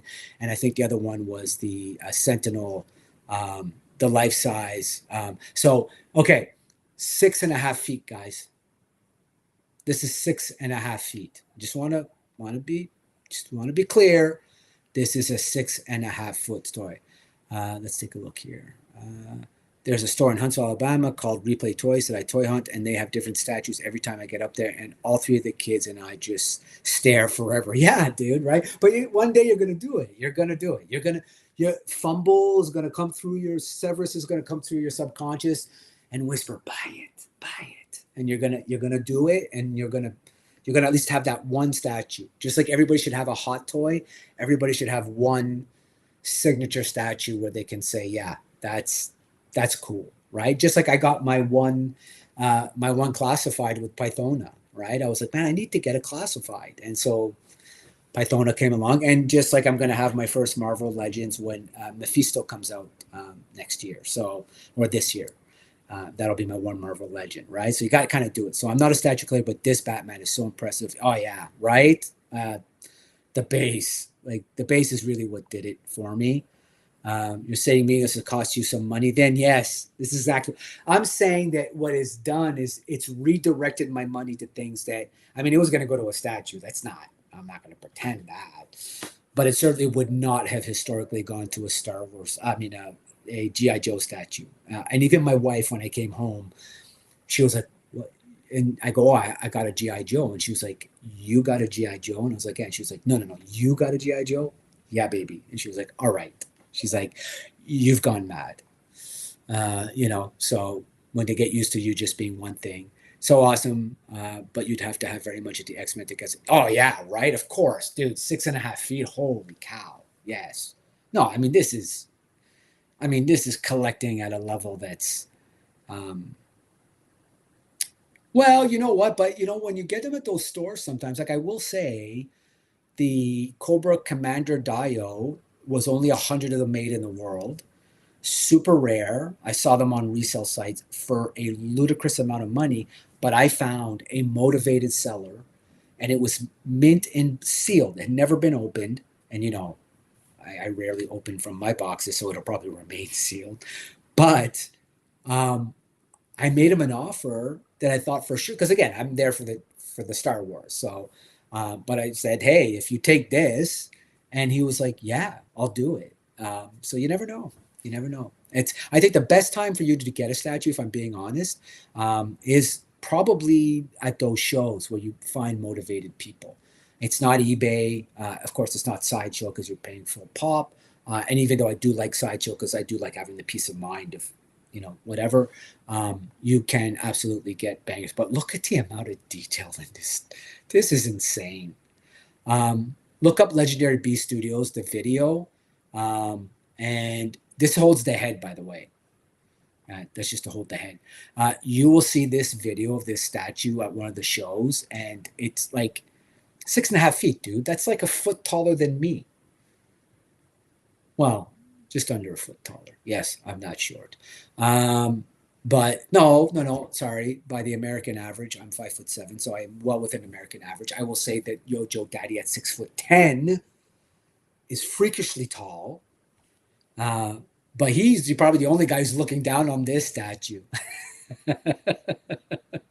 which is kind of funny, right? Yeah, you're probably, yeah, there you go. There you go. Right. It's an inch shorter than my twins and 5 inches shorter than me. Right, dude. Like, you're the only guy we know that's actually looking down at this statue. And it's like, oh, I guess it's tall. That's awesome. That's fucking awesome. But yeah, anyway, this is super cool. I have to share that. So, but anyway, look up the video, Legendary Beast Studios. I think, yeah, it's really cool to see it, kind of people walking around it and just being like, holy shit. Pretty cool. And they don't even 330. No, that's definitely non-refundable. So that's also Filipino money. I don't know what that is. We can certainly do a conversion. Now, see, I don't have my usual band of perverts. 5.7 Jane Orange scale. That's right. Frank, where are you, man? You got to come on here, bro. I need a co-host. I've been waiting for you. And if you're still eating, stop eating. Let's see. Yojo Daddy, big enough to choke you too. Exactly. All right. Okay. No, I want to hear this question. No question is a silly question. No, don't be sorry for the delay. I'm only poking at you. Okay, I have a silly question because I really don't know. Is there art galleries that feature things like that you're showing us tonight? No, not those pieces. In Europe, though, yes. In Europe, Galerie Atelier is actually, yeah, they do. They actually show these large 6 foot, like they consider this to be art. So I have seen, and I've seen some incredible, like crystal, like actually crystal Mickey Mouses and Disney characters that are life size done at a gallery level. But those are mostly just through shows. I know in Japan they have a bit of a gallery type system for really large statues, which is kind of cool that you can walk through and look at. But they're more like they have more of an appreciation for that. But yeah, so that's a great question. So yeah, well, I don't have my merry band of perverts, so it's no fun if you're the only pervert in a room. So jeez, but okay, for the sake of keeping our weekly thing going, let's now look at these characters that. Let's see. First of all, the fun thing is what are they called, and why are they called that? So let's take a look. So that's what I always like to look at. I always like to look at what's the name, KTKO beach debut. So this is her first time on a beach, dressed in a bold and adorable bikini, is depicted posing for a photo shoot as she kneels down on a sandy beach and uses a hair tie to fix up her hair. It's the setup, guys. It's the setup. The setup is everything. And so here we go. Now, I'm not quite sure why she has like an access card to get into a building, but okay, on the beach, you never know when you might suddenly need access. Maybe in foreign beaches, maybe that's a beach towel access card. One can only guess. But yes, so here's the adventures of KTKO. And for $100, she can be yours. Okay, we're going to, wow, Jesus. Now, these are all going to be sold out by next week, so let's not even pretend, right? So let's go to some other stuff. I guess we'll keep it PG till my other. Now, Weather Workshops. Another great statue maker. If you're not familiar with them, they mostly do Lord of the Rings, or at least I know them mostly for Lord of the Rings. It's interesting to me. You don't really see a lot of Lord of the Rings news, but it is arguably the greatest. Yes, exactly. She's a student. Yes, there we go. We got it. Okay, wait a minute. There, thank you. You figured it out, Joe. That's her student, man. She's just working her way through college. Of course, aren't they all? Isn't that always the story? I'm only here part. I'm just working my way through university and college, making a couple dollars on the side. Yes, I'm 42. I'm still a student. Yeah, exactly. AFA needs to help us. But these weather things are great. I mean, I'm always surprised when I go to shows that I don't see a lot more Lord of the Rings. I don't know if that's because I used to think it's because people weren't collecting them, but this is such a huge franchise. I think it's because people really hold on to it. They really don't sell it. And so I think if you're in on it, it's something that you hold on to. And this is just a great example again of what Weta does. They do some great sculpting. I mean, you pay the price for it, but Weta Studios is always fun. All right, so we'll go back then. Fine, just because everybody seemed to be interested. Now this is Kotobukiya. Now I collect Kotobukiya. They do a female versions of great characters like Pennywise the Clown, Jason, Friday 13th. They also give you female versions of that, and I'll show you that so I'm really not making it up. So here's a great Poison Ivy that they do. So they do a lot of this. They do a lot of female centric. Now, even if it's a male character, they'll kind of do like, let's find a good version. So here, no, that's Laura Kinney. I want to find a good version of what they're doing. Like here, yeah. So here's the Beetlejuice one. So this is what they're known for, Kotobukiya. They're 110 scale. Some of them are 1/7 scale. Really great stuff. Yeah, right. Okay, that token world is huge, very popular. Yeah, so that's what I think because I really don't see a lot of it at shows. So I've got to assume that it's just like they're like the fans are hardcore and they're not the type to move things in and out because I really don't see a lot of it at shows. And I used to really wonder about that, but I think it says something about the fact that if you're collecting that, of course, these are the guys that I have, the Kotobukiya. So anyway, that's Kotobukiya. So, they're not, so very popular line, these things sell. Let's see if she's paying her way through college.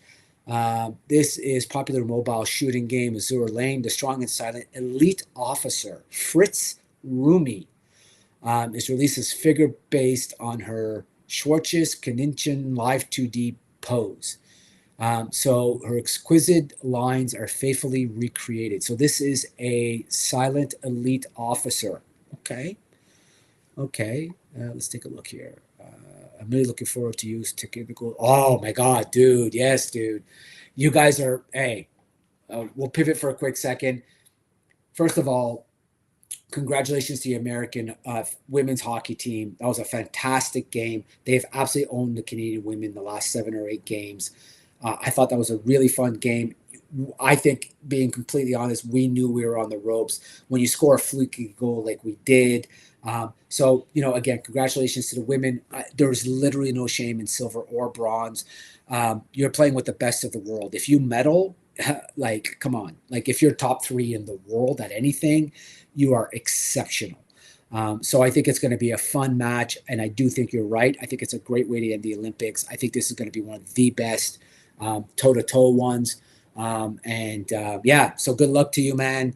I'm happy to just be in the game. I'm happy that no matter what, we're going to, either or, let's face it, silver is literally no shame for either country. Awesome. And, well, Joe Daddy, you and I are huge WCBB fans. And women's college basketball is one of my favorite jams. Joe Daddy has a close connection around him, people who play college basketball. So what a game last night. LSU came back. It's going to be a great March this year. It's really anybody's game. So anyway, all right, back to police officer from first-person shooter. Clearly, I get police officer vibes here. Ready for the arrest. Don't resist. Yeah, okay, I guess. But so, if this is your jam and that's your game and you like it, I mean, you are getting, a really fantastic casting couch. Nothing wrong with the figure. Let's be real. Sculpting with Kotobukiya is always top of the line. They always do great stuff. So if you're a Kotobukiya fan, as I showed you guys on the other stuff that they do, Always great toys, always a great toy line. And now we'll kind of, um, you know, I don't know, man. I share Art the Clown with you. I have never seen a single Terrifier. I know people have suggested it and recommended it. I have not seen Terrifier. I hear it's very, very disgusting and super, super bloody. I have to admit that I'm not super into gore the older I've gotten. There was a time when I was young when I watched Martyrs and Haute Tension, which is high tension, and all those movies that I was super, super into gore. As I've gotten older, I've become more into kind of psychological thrillers. Not really my jam anymore, but I hear this character is absolutely brutal. And so if you're an Art the Clown guy, the bloody versions apparently sell out like hotcakes at Walmart. Anything with a bloody version of Art the Clown is super hard to come by. So yeah, if that's your jam, you've got even more Art the Clown with blood. Cool. Hollywood Collectibles Group. They've given us this life. You guys have all seen the in art one. Oh, here we are. Here we are. We need this information. I like it. Azure Lane is where they take the warships that become girls. It is more from a video game and is very totally, dude. No. And so on a serious note, if Kotobukiya is making that figure, then you know it's legit. Like there's a line and there's an interest. And as I said, those Kotobukiyas, they always sell out. Now, of course, we all looked at the in-art version that we saw from Queen Studios of this version of the Crow. This one's okay. From California, we finally have one of the co-hosts joining us, the one, the only Frank Dumanu. What up, Pomblin? Hello, sir. How are you? Full as fuck. Full as fuck. There we go. All right. Yeah. All done finally. Took a while. Sorry about that. No. This is, hey man, never apologize. For those of you who don't know, of course, Frank is 3 hours behind. So like, if anything, you're actually being very accommodating to us to take time out of dinner time. And I'm sure at some point the missus is like, dude, every week? No. If she's anything like my wife, she's like, yo. Normally we don't like do this kind of thing on a Friday. We'll save it for like Saturday or something, but today was the day. Yes, that's the one. That's the one. Yes, Kinkla. Did you say high tension, that gore? Yes, where the guy, yes, by the piano in the hallway. Yes, that movie. Now, when I was a young man, Haute Tension was my jam. And Martyrs remains one of the craziest torture movies I've ever seen in my life. I can't do it anymore, man. I don't know why. It's like one of those weird things where you get to an age where you're more like, give me some story. Although those did have great stuff, but yeah, high tension is it was always interesting because, as you know, French is my first language, so I always knew it as a French film, and it's not till I met my English friends later on, and here that people were kind of like, oh, this high tension. I was like, what are you talking about high tension? And I'm like, haute tension. They're like, yeah, that's high tension, and I'm like, oh, and they're like, dude, and I'm like, oh, you like that movie? Yeah, all right. So it was cool to connect on that. So. Like Asterix and Obelix, you know who that is, right? Like the two Vikings. Oh yeah.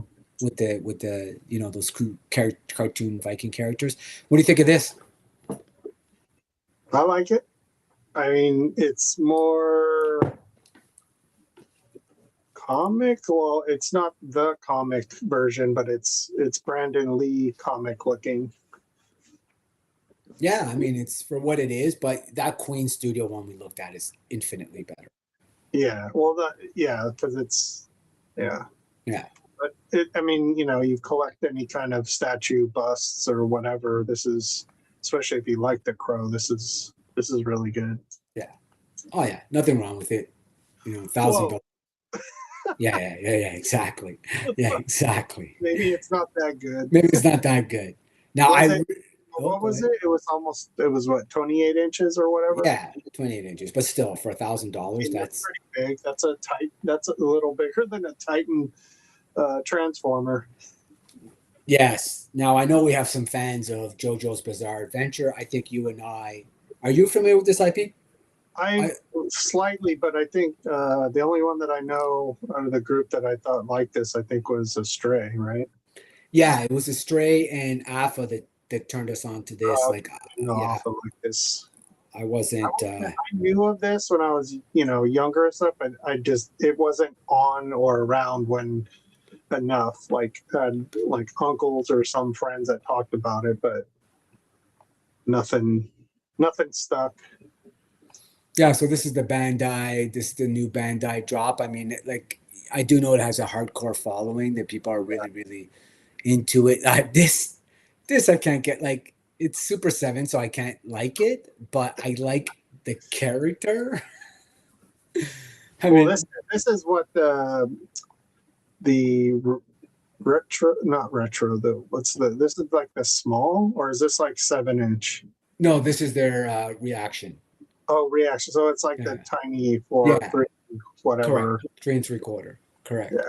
If this was But the ultimate stuff, that'd be better. But yeah, if you they know, give us Ultimate Sesame Street, $25 for that. I I still can't know. get over this. I know. Reaction to me is just I don't.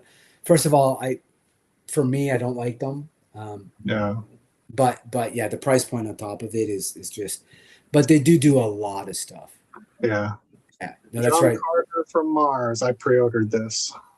Well, there we go. You pre-ordered because I asked earlier on when I was alone. I was asking like, what have you pre-ordered, um, and what have you done? What have you recently gotten? So I'll ask you in a minute. But so this is who that is. This is John Carter. Yeah. Cool. Yeah. The Frazetta from the Frazetta line. Ooh, does he come with this lizard? Yes. What? Oh shit, that's cool actually. Hey, I gotta step out for a second. I gotta walk Yep, Kim's mom out. absolutely, I'll be right back. absolutely, of course. And I'll make your way back. So this is cool. So John Carter, of course, they're thinking of remaking it once again. One of the greatest novel series. Is it Burroughs? Is it Burroughs that wrote this? I think. Keep me honest. But yeah, I mean, fantastic books. Really cool character. This is really neat, actually. I didn't realize you get all this. I get it just for the lizard. This lizard creature is really cool. Uh, yeah, that's cool, King. Yeah, yeah, yeah. And so, of course, who wrote this? Are they going to tell us who wrote this? They're not going to tell us who wrote this. Of course not. Anyway, so what's cool about the John Carters, if we go back to Sideshow for a second, they also released a John Carter statue of the Queen of Mars. Where are you? Just a couple weeks ago that we looked at. So if you're a John Carter guy, hey, where are you? Where are you? Don't embarrass me. But life size from PCS Studios. Of course, I'm not going to find her right now, but they did release the Queen. Oh, that was this. Now I'm being stubborn. Now I got to find her. There she is. I knew I'd find her. So this is the half scale John Carter statue that they released. So if you're a John Carter fan, I mean, this is what I would get, but to each their own. But yeah, this thing's awesome. So it's almost 4 feet tall. Once again, incredible sculpting. PCS. They never. Yeah, this is the Waldo. There you go. So I'm showing you the. Yeah, I mean, I obviously it's a much larger scale than what you're asking, but yeah. So they did do the princess. PCS did the princess. And again, you look at this and you think, oh wow, like it's something that I think if I see on resale, I might pull the trigger. But if this thing comes on a pallet, your boy Snape is, yeah, he might be found face down in a swimming pool one day. That's just the truth. Yeah, that's what I'm talking about, right? Though, yeah, for sure, dude. I mean, this is like, there's nothing. This statue is incredible. Like we looked at this a couple of weeks ago. Like every single detail in this statue is just bang on. PCS never misses. Yeah, so hopefully they do her hopefully they give us this. And if anybody would do it, I'm pretty sure it's the Frazetta girls that would do it. So yeah. So if you're into, so hopefully they would. But well, let's see if they have. I don't think they have to date. No. But no, Fire and Ice. Oh, yes. What? No. Is that her? No, it's not. So yeah, no, not yet. But hopefully they will. Oh yeah, no, of course not. That's Fire and Ice. So yeah. So they're making her, which is the first step, right? The first step is get her made by somebody. And then when other people see that there's a market for it, they often, of course, we looked at this last night, the Mezco for $180. We all know that this is literally a re-release. I found that out last night. I thought they would have done something a little different, but from what I understand from the chat last night, this is just quite literally a re-release at $30 more, which is interesting. Granted, with terrorists and everything, they did Tigra. Yes, exactly. Yeah, exactly. Yeah, if anybody's going to do it, it's going to be the Frazetta girls. 100%. I agree. Those Fire and Ice figures are awesome. First of all, Fire and Ice is such a great movie. Although looking at Necron now he kind of gets on my nerves a little, but still, it's so good, so good. Yeah, but this is cool. So if this is your jam, if you're a big Doctor Doom fan, obviously, you know, Mezco really can't go wrong. There's a lot. There's real metal components to this. You get a lot of accessories. The only thing, of course, is you're going to be paying $30 more for the exact same figure that came out that was $30 less. So that's the cost of tariffs these days. Okay, there was something else I want to look at here that I was kind of jamming at. Oh, I think I have to. I can't go buy Gamera because Ultra. This one's for you, brother. Oh, this looks great. I love these. I feel like this is something you're going to see at Ross eventually or Walmart. Right? Is that CCP? I don't know that you see CCP there. I thought this might have been the Super 7 ones. I was looking for, sorry guys. There was something I was looking for that I want to quote. Where are you? Where are you? Ah, yes. This is what I want to look at. So, yes, it's a book. However, yes, exactly, though. So James Lucerno also wrote some of the EU Extended Universe stuff. Great writer, does a lot of good stuff, did a lot of good stuff with Darth Vader story. So, and, you know, if you're a fan of the Empire, if you're a fan of kind of how Tarkin came to rise to power in his story, I'm actually really looking forward to this book when it comes out. It's got a really fascinating story. In the EU, his son disowned him and became like married to a rebel sympathizer, became a rebel. His father never knew. Vader set out to murder his son for his own reasons. Anyway, it's a great storyline. Vader eventually finds Padme's gravestone, has his own crisis of conscience. Anyway, really fantastic story. I think one of the most underrated characters or underexplored characters. And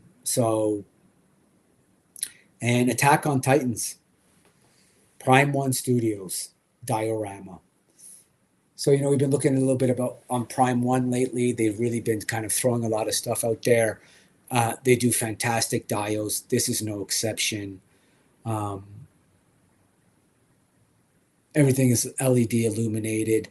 I'm not familiar with Attack on Titan, to be honest with you, but I mean, just this character here, like this skeletal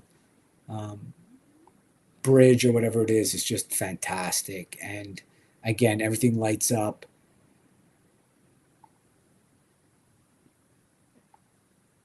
In a dio form, which I, for one, can't hate on this. Um, so if Attack on Titans is your thing, then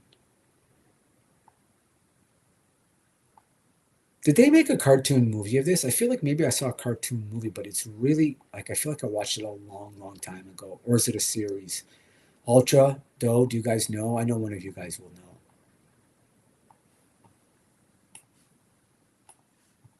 So that's your Prime 1.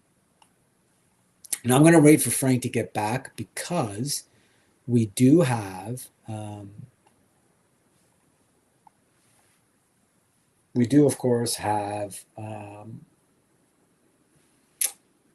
trivia that normally we do at the beginning of the show because we like to do that at the beginning of the show. But this evening, due to technical difficulties, I had to fly solo, so that's okay. But I do want to do the trivia. I think it's going to be fun. We've got some really good ones. Okay, yeah, here we go. Joe Prime. Wow. Yeah, for sure. Attack on Titan is worth watching. Yeah, both issues. Yes. Okay, that's what I thought. Okay.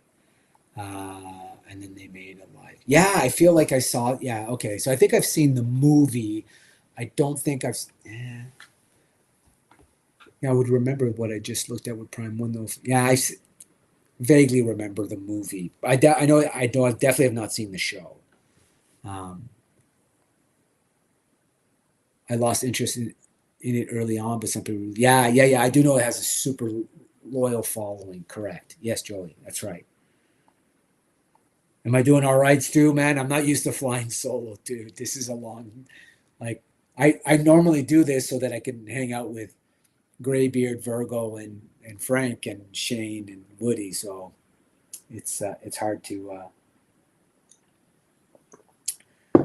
stay interesting.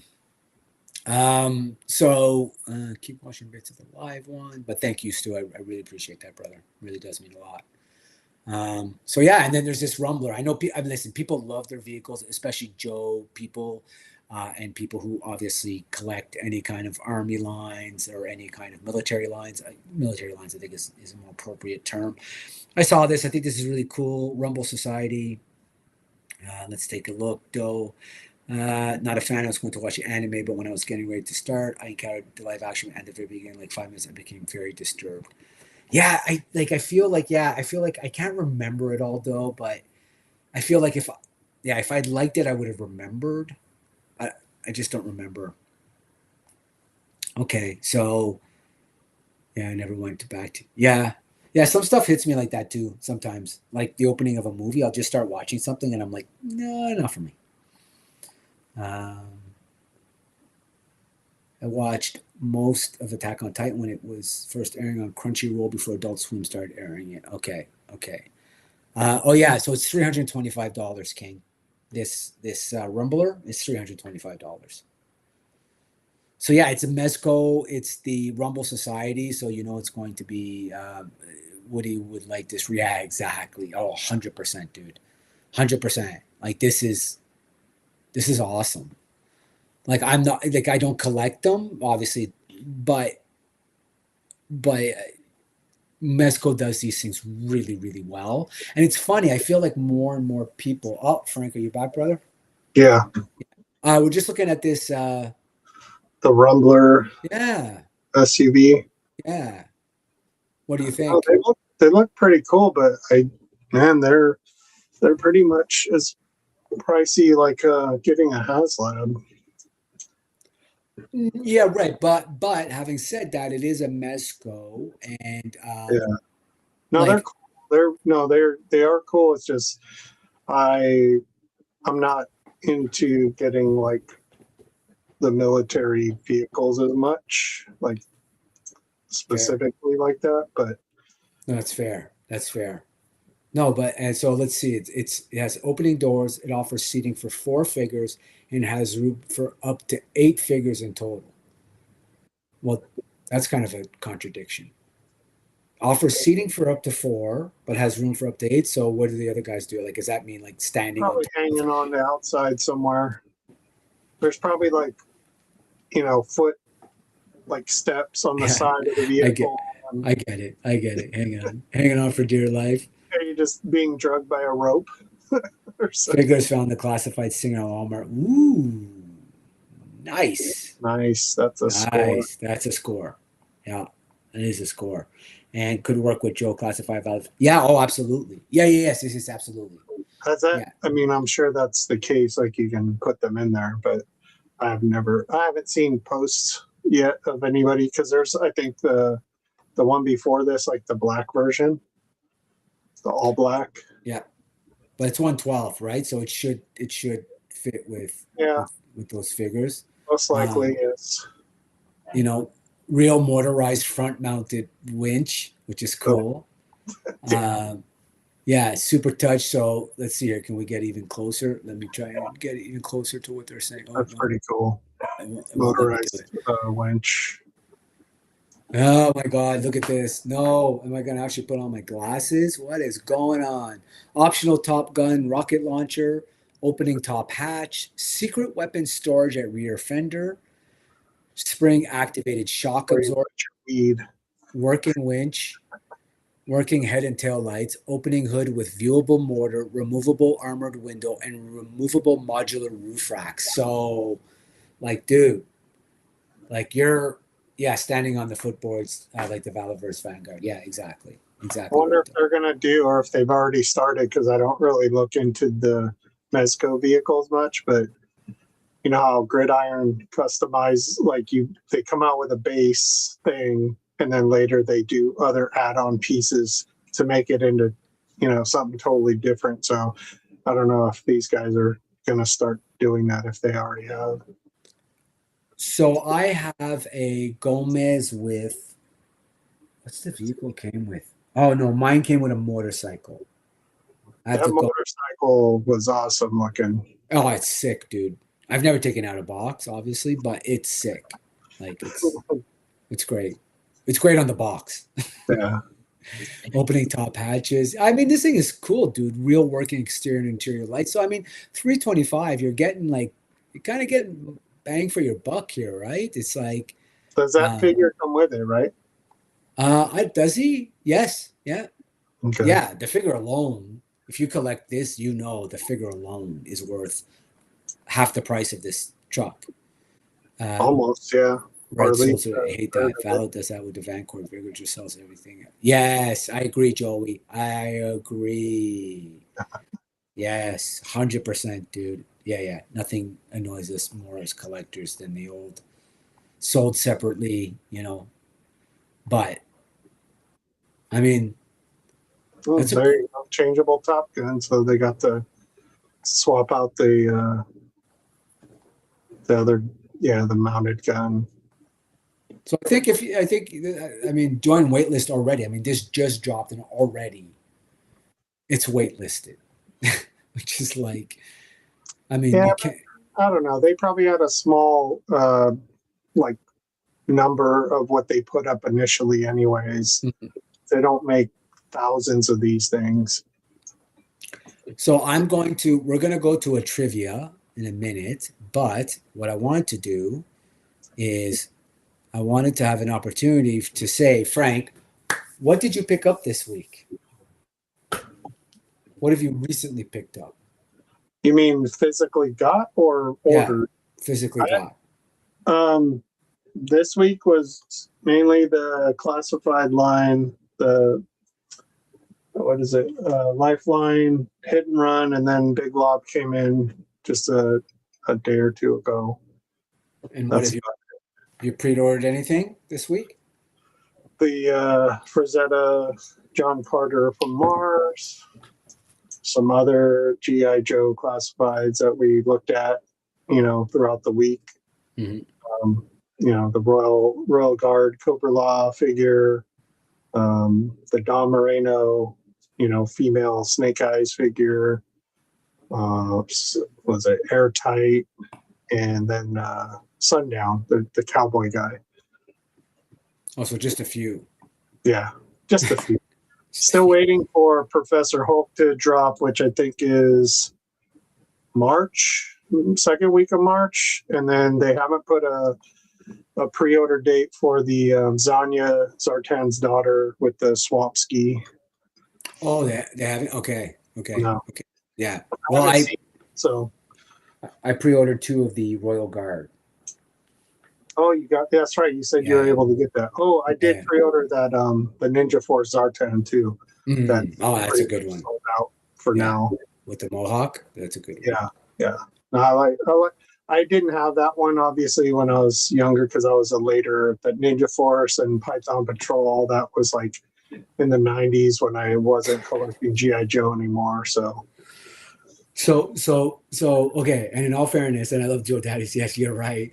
But in all fairness, it took a long time, but I've recently turned a corner after agreeing to do some other things in the house. Some of the things need to be done. And so, yes, I have finally been able to convince my better half that we have a very big unfinished basement, and it would be perfect for a walking toy room where we can really customize everything. And oh shit! Yeah, so I think hopefully, in the next couple of years, all the statues will come out of the box. Everything will be properly displayed and lit and everything, and I can't wait for that day. Holy crap! How long is that going to be? 2 years from now? Yeah, it's going to be at least that because that's a full because listen, you have to give and take, right? So if I'm getting the toy room, you better believe you got to get the bling. She's getting yeah, you better believe that, right? So that's the deal. Got to give a little. Yeah. Yeah. Start saving for that queen crown. Correct. I saw a NECA DuckTales that looked really good. I'm in on those for sure. I don't know what. Oh yeah, man. There's a huge following of pardon me, DuckTales. DuckTales has a real following. I know a lot of people watch that all the time too. It was like Rerun City. Correct. That's exactly right. Because I kind of have a half a man cave right now. Like I have a poker table for my monthly poker game with the boys and stuff, but nothing like it's carpet and it's gonna look like a giant dining room hall. Exactly.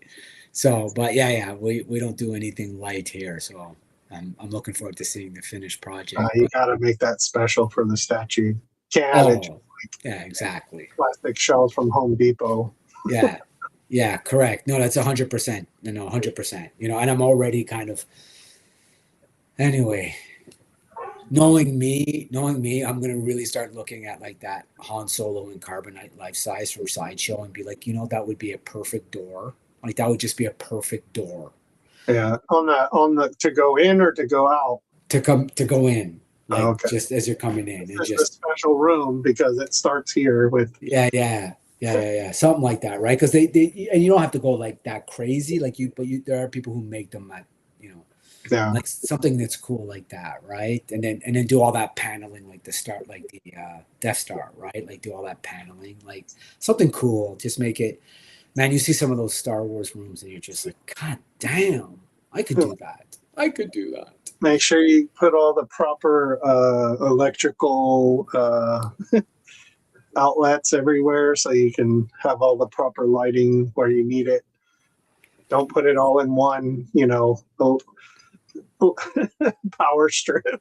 Correct. Yeah, exactly. No, that's it. So what's really cool though is my neighbor is like a professional electrician.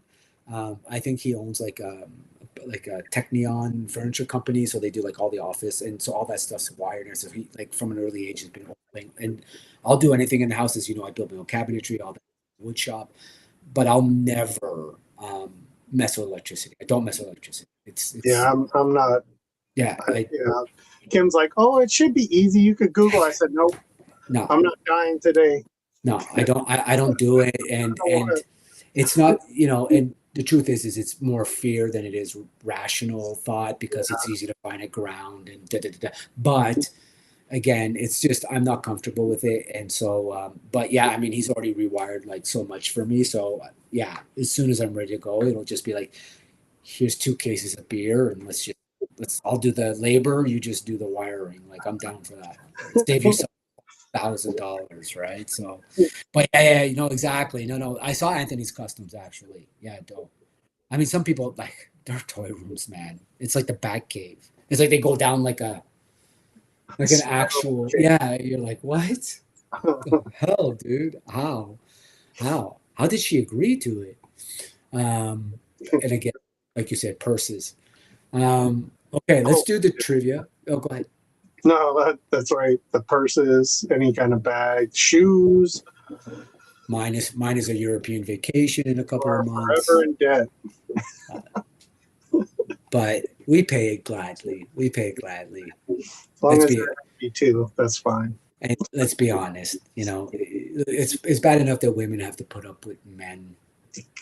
They just generally. Let's not even be like, come on, right? But then on top of it, men who collect toys. Right? If you got a woman who lets you collect toys, Yeah, but I always say it's better than me going out to the bar every night or me going to is do it? this or Is it? that. It Is is. it when she sees you playing with a little dolly, and she's like, "I still think he's a man that could hunt, gather, and protect me." Yeah, pretty Yeah, much. It pretty much. depends. Depends on what their real feelings are about the toys, right? If they really look at that going, that's too childish for me, I can't stand it, then it's like, oh well, see ya. Oh, that's Frank. That's cool, though. That's super cool. Yeah, I mean, I during COVID, I rekindled my love for woodworking. I converted my garage into a wood shop, and I built all sorts of river tables and cabinetry and yada yada and furniture, friends, and just got me back. I love it too. Anything you can create, just and Yeah. have fun with it. It's a great outlet. And let's see here, women are lucky they get to deal with their opt-in. Nice, nice. No, I think you and you drink the same. You guys drink from the same fountain. I love it. You're like, no, no, no. They're lucky to have us, Severus. Us. It's not the other way around. I'm like, okay. Wish. Yeah, exactly. It's true, dude. Yeah, yeah. It's cool. It's all good. It's all good. All right, so let's do some trivia. What do you say? It's a good one. Let's We don't do have. it. Yeah, let's do it. Okay, so let's share the screen now. Please, chat. This doesn't work without some chat participation, and I know we've kind of hung in there. I feel like people will know the answers to these questions. And Frank, let's make it fair. Let's give it a minute to see if they know, and then we'll answer. You probably know some of these. I didn't know any Yeah. of these. Well, So I might. I don't know. who knows? So peace is all we need, honestly. Yeah, well, dude, that's a whole other issue. We know where everybody thinks stands. We know where everything starts on the crazy scale. Like, the picture. You already know where it's at. All right. So, under what name was a version of G.I. Joe made by the English company Palitoy, sold in the UK starting in 1966? Under what name was a licensed version of G.I. Joe made by Palitoy, sold in the UK starting in, oh, fuck, that didn't even take, look at this guy. Look at this guy. Fumbling, what we should try and do with these sometime Mm. is maybe put it in as a poll question and let it run and let everyone put some answers in there, like different multiple choices or something. See if that way everyone can. Yeah, no, and thank that. you. Yeah, you know what, Frank, that's a great suggestion. And I was actually looking into it. It's actually easier to do with StreamYard. And All restream and have that. yeah, and even though I pay for the super ultra restream, yeah, I have to look into it. I'm sure they tally toys. That's funny. It is Action Force, so Joey and Ultra got it. But you're right. Yeah, we should do that. We should do that. Let's see. I've been Cool. single for Because I didn't know that. I've been single for years and raising my kids, and I don't know if I can really do the relationship because I'm too used to it. No, this is the truth, though. No. Hey, YJD, absolutely, dude. You're absolutely right. You do what works. If dating is good for you, for whatever's good, I would honestly say that if I ended up being single again, I would never remarry. I'm really confident that I wouldn't do that again, and I'm pretty sure my wife would be like, "Yeah, no." She would let you even if you weren't together. Right.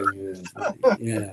So no, but that's cool, dude. And listen, also kudos to you as a single father, for raising your kids. And all your kids are in college and they're, excelling. So good on you, man. Honestly. So that's no easy task. No easy task at all. So, very interesting thought, man. So Frank. So let everyone guess to see if they got it right. Very interesting thought, man. Yeah. Okay. So, what brand in 1953's whose miniatures were invented because the creator's daughter's school only allowed toys small enough to fit inside the toy namesake container? So, long question, but in other words, what miniature was invented in 1953 because it was only allowed to be small enough to fit into the namesake container? Let's see if the chat can get this one. And please try not to use. Hey, if Graybeard was here, he would so nail this one. He would so nail this one. Try not to use Chat GPT. Although, hey, if you're like me, these days at the office, it's all Copilot and this and that. You can always tell when an email comes to you from someone who you would never use this language. Polly Pocket. Yeah, okay. Highly recommend the Battle Action Force compendiums. Oh, cool.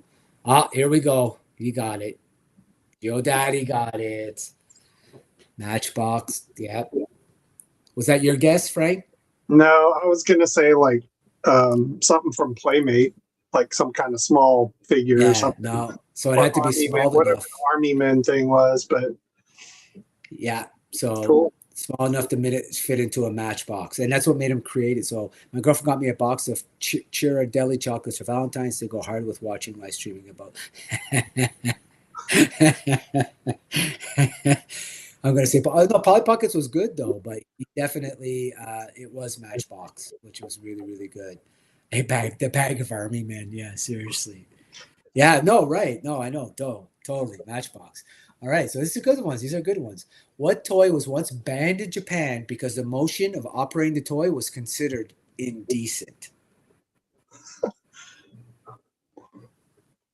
Think about this one. Now think toys are not just they're not just action figures. Like think toys, right? So this is the toy sphere, right? So what toy was once banned in Japan because the motion of operating the toy was considered indecent?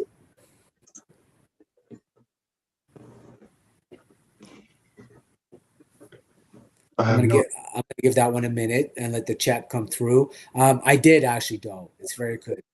No, but you are thinking outside the spectrum, Stu, which is good. Yes, so you are thinking toys on the right track of what we're looking at here.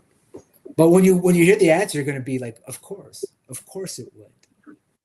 Think 1960 beach movies and how much you would have seen these toys being used in those 1960s. Oh, there you go. There it is. King Collector got it. The hula hoop. Wasn't Yo-Yo banned somewhere else? It probably was banned in a lot of places. But they're like, no. The slinky. Yeah, well, if there was ever a phallic toy that was ever made, that was what it is. Oh, Stray, what's going on? The Dark Lord joins us. What's going on, brother? Dark Lord of the Force. Let's be clear. He's like, what'd you just say? Yeah, wow. I know, which is funny, right? Ultra, like we're pressed to the point where it's like you'll put those. But yeah, King got it. It's definitely hula hoops. But that was back in what year was that? That would have been in the 60s.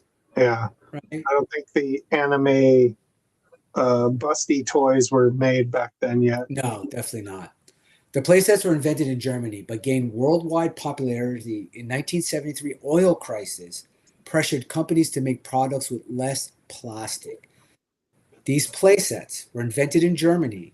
You're going to know this, but gained worldwide popularity after the 73 oil crisis pressured companies to make products with less plastic. Come on, you guys know this. This is, and think of toys that are really well known for being play sets more than figures, like just iconic play sets. Everybody saying hi, good to catch up, good to see you all. Don't they know we're playing a game? What the hell? There it is. Stu got it. Yeah. Playmobil, which totally makes sense now. When I read that question, I was like, Of course it does. It totally makes sense. Yes, correct. Joey got it too. Exactly. Yeah, exactly. So how erector sets. So good ones. See, these are good. So uh what Alternative.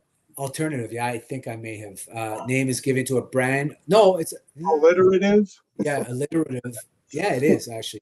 M name is given to a brand of tiny vehicles and match places first made by Galoob in the mid 1980s.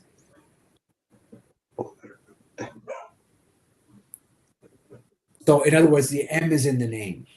Right. I had to actually remember what the answer was just now. Giobra. Is that the same thing? No. No. Who we got here? Astray, Darth Fumples, LaFranc, Ultra. How you do? Yes, there we go. Dough coming through. Oh, that's I couldn't Micro think of it. There you go. machines. Micro machines. Yeah, yeah, yeah. Good one, So Doe. I think alliterative means two M's, micro and machine. I think. I'm French, so you got to tell me. You I could play the I don't know. What do you say? Yeah, It's no, I believe that because you said what? How'd you say it? The chocolate, the Ghirardelli when it's Ghirardelli. yes, exactly. No, totally. I was like, totally, dude. Something, but it's funny because like in French, I have to share this. When I was learning English as a kid, it was instead of what time is it, I would walk up to people and I remember this guy looked at me like, oh, this kid needs a sign to tell him how to get home. Like I was the kid on the short bus. And I walked up to this gentleman and I was like, sir, do you know what a clock it is?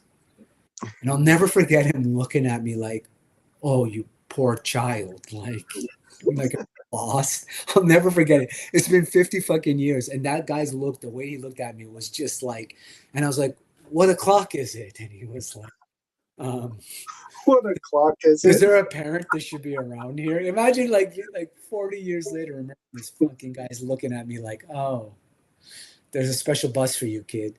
Um, That's right. I got a coworker friend that I he's don't want to give away the question. Canadian and European. Like he has his what do you call it? His citizenship in both dual citizenship in the UK and Canada. Right, right, He pronounces things, but he sounds like he's a dreadnought, from Australia. right, right. And he pronounces certain things like, queso cheese. He'll say quiso. Yes, yes. It's No, just, totally. Like, it's just like that's the thing. that's what it is. Like vehicle, I'll often say vehicle. Like vehicle, vehicle. Yeah, and they're like, what? Like a vehicle? Sounds Like, very South Park of you. correct, exactly. Instead, in the English world, they're like, oh, do you need help to find your home somewhere? Ah, here we go, here we go. Oh Although shit! its current name comes from Tagalog, what toy has been seen on Greek vases dating to 500 BC? The toy may even be older than that, as a similar toy originated in China about 1,000 years ago. I don't know. It's a good one. We can't guess. We got to wait for Yeah. we got a chance to catch up. Oh, who's the elder in the chat here? They're the ones that might know. That might know. No, I think Stu might know Mahal Kita from Tagalog. Yeah, yeah, yeah. I think Stu might. Stray's laughing at probably at my what o'clock is it? Oh no. Think about it. No, but think about toy. So think about toys. So how we expanded to the hula hoop. So think about toys and think about toys that may have been. There we go. Oh, that was a Stu answer earlier. Stu answer earlier. I know I couldn't say anything earlier though. I was like, damn. I was trying to. So actually, yo-yos have been seen on Greek vases dating to 500 BC and maybe even originating in China about 1000 BC, which is pretty cool. which is pretty cool when you think. Yeah, I would have guessed frisbees too. That's actually a great guess, Joe Prime, because as you know, the Aztecs used a form of frisbee in their games, but theirs, of course, killed people. As Yeah, we all that's what learned. you call games. They As, kill as, people. yeah, as we all learned in Apocalypto. Yeah, exactly. Yeah. All they started off as a way of murdering people as well. That's right. That's right. Exactly right. The yo-yo was, which is kind of cool though. All right, this is good. Okay, what is the highest grossing film franchise based on a toy? Now you got to hold your tongue. You got to hold your tongue.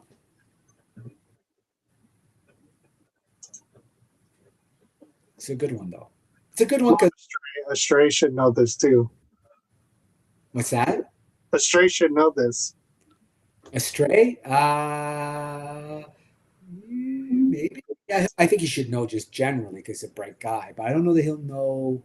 I mean, everybody should know this. So, Toy Story? No, but that's not a bad guess. Barbie's actually not a bad guess. Actually, I wonder if that's the French film franchise. Grossing film franchise, correct.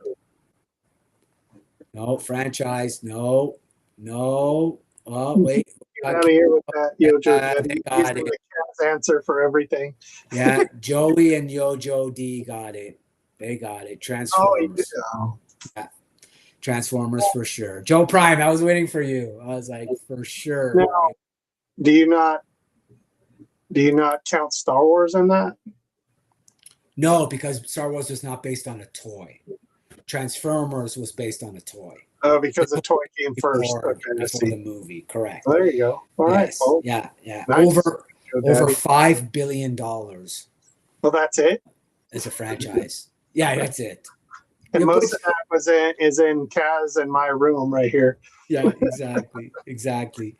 Okay, so Aggies, Alleys, Cat's Eyes, Red Devils, Bumble, Swirlies, and Shooters are all nicknames from what type of toy, which may date back thousands of years. As soon as I saw the third word here, I was like, yo, this one, come on. Yeah, I gave him all my money, exactly. I get him all my money, exactly. This one's a good one, though. This is a generational thing. This is really going to, I think this is a generational thing. Yes, Ultra.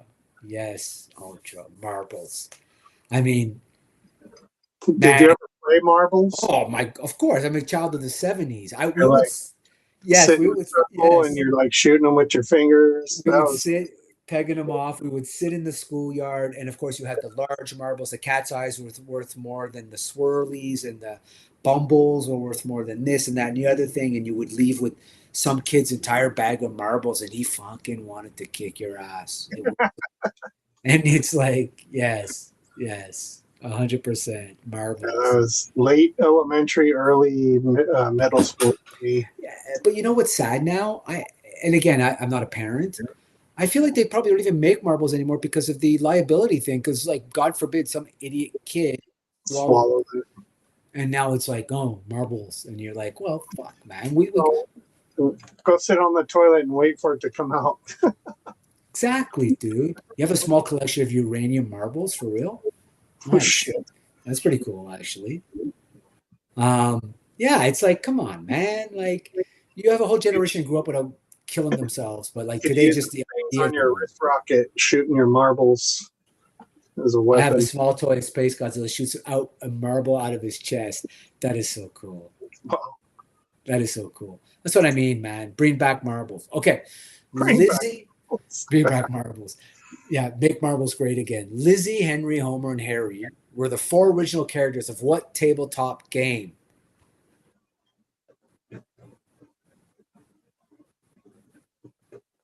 This is good. Lizzie, Henry, Homer, and Harry were the 4 original characters of what tabletop game? Now, do you know if this, or can you say if this is based off of like a toy franchise or it's just a like? I literally can't say anything right now because the chat is There we go. Because I knew, like, because Stu had just said hippos ate all the marbles. I didn't realize how close this was to the Oh, question. I never knew their names. I didn't know that. Hungry, hungry hippos. Nice. Hungry, hungry hippos. Yes, it is. I never knew their names either. Good one, guys. Clue's not a bad guess, though. Clue's a great game, by the way. Good guess, Joey. Good, yeah. But yeah, Lizzie, Henry, and Homer, and Harry. Original hippo. Dungeon and Dragons, right? Yeah, That would be great. Lizzie takes out her sword, and Homer. There you go. That's Steve. kind of what the lines I was thinking of is D&D, but I was like, no, that can't be it. The 4 corner spaces on a standard Monopoly board are go to jail, in jail / just visiting, and what? I did not know this, actually. So again, go to jail, in jail just visiting, and what? What's the 4th corner?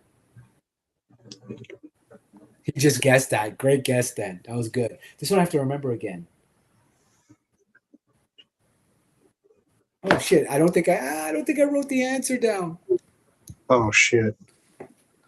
What a schmuck! What a schmuck! But it's okay because I actually had the site up because I was going everywhere to find the. I know what it is. Do you? Okay, you can give it up. The one you're missing. You want to say? Okay. No, let's give it a second. Let's see if people. Me, I know it's. Well, you're giving them too much time to Google it. That's correct. Joe Daddy. Joe Daddy's got it. Free parking. Free parking. I could not remember. Yeah, I couldn't remember that either when I at all. I was like, free parking? There's a fucking free. And then afterwards, I was like, oh yeah, that's right, because there's a back of a car. You remember as soon as you can see it in your mind's eye, if you will. Yeah. So yeah, good one, right? So okay, what do we win here? I don't know why. What do we win? I you know what I just was. Wait, who won? Oh, Joe Daddy got it. I feel like Joe Daddy might have. Why am I full screen? That's so weird. I'm in full screen mode for some odd reason. Let me see if I can just we're done, because I kind of want to play this clip, which is one of my favorite clips, but I can't quite see the clip. I'm hoping this is. You remember them? There it is. Whitman, Price, and Haddad. There they are, and at this very moment, they're basking under the Maui sun. So congratulations, Joe Daddy. You are our next running man. And good luck.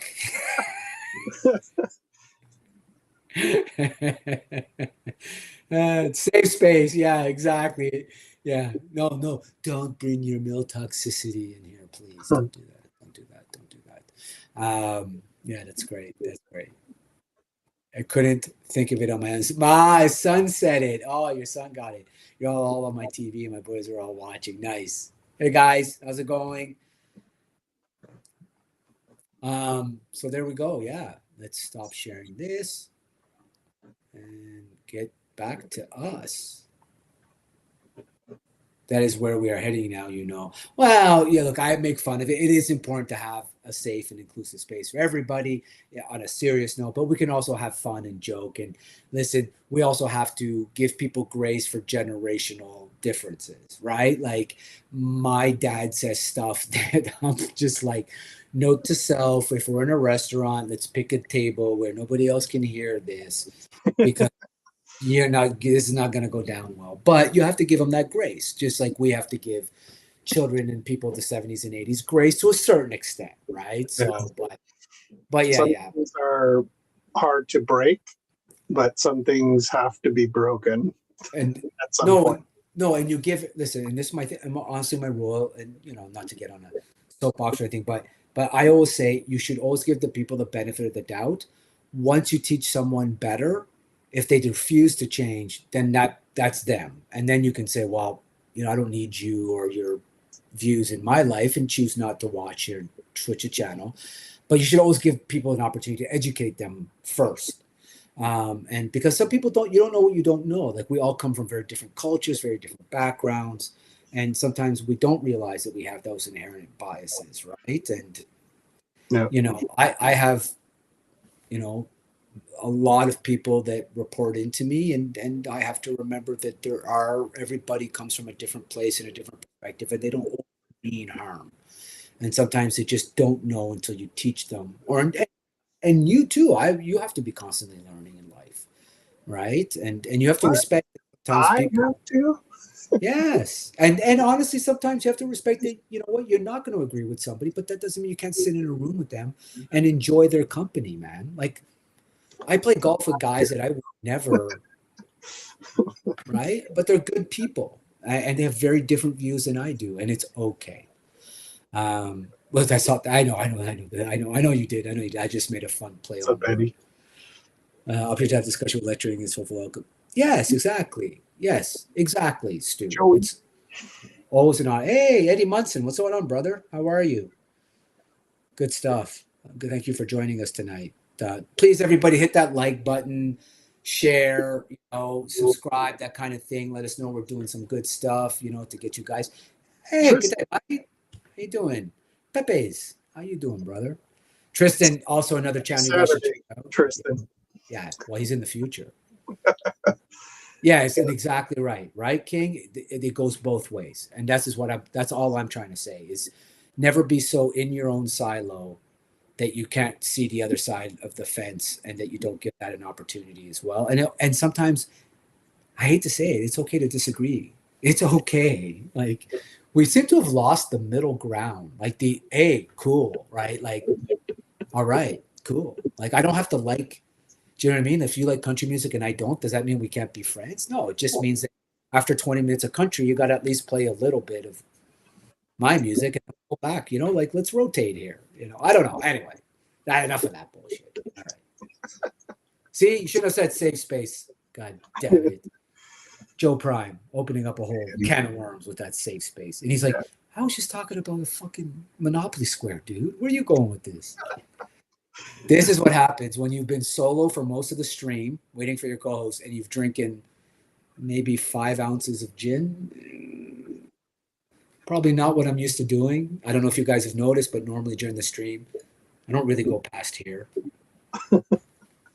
It's sip, sip. That's about it. Sip, sip. Sip, sip. Right? Now I'm like, my wife's going to be like, oh, dude, go to bed. All right, so anything interesting coming up? What in the basement? Yeah, exactly. Let's renegotiate this. I'm Aunt Peeps, as in short for Peeps. For Peeps. Yeah, Peeps. Oh, yeah. You meant Peeps. Got you. Oh, yeah, he said Pepe's. Okay, got you. I get Safeway is a grocery store. Yes, it is. So, yeah, no, we did some good stuff tonight, right? We got to look at stuff. Now, do you have anything that you want to show off at all? Do you have anything that's... No, I mean, No? I think I've shown it off prior shows, but nothing that nobody's hasn't seen yet. I think next week I should have some stuff, new stuff, some Monster Force Fresh Monkey Fiction figures coming. Ooh. The one with the blue Cobra Commander hood.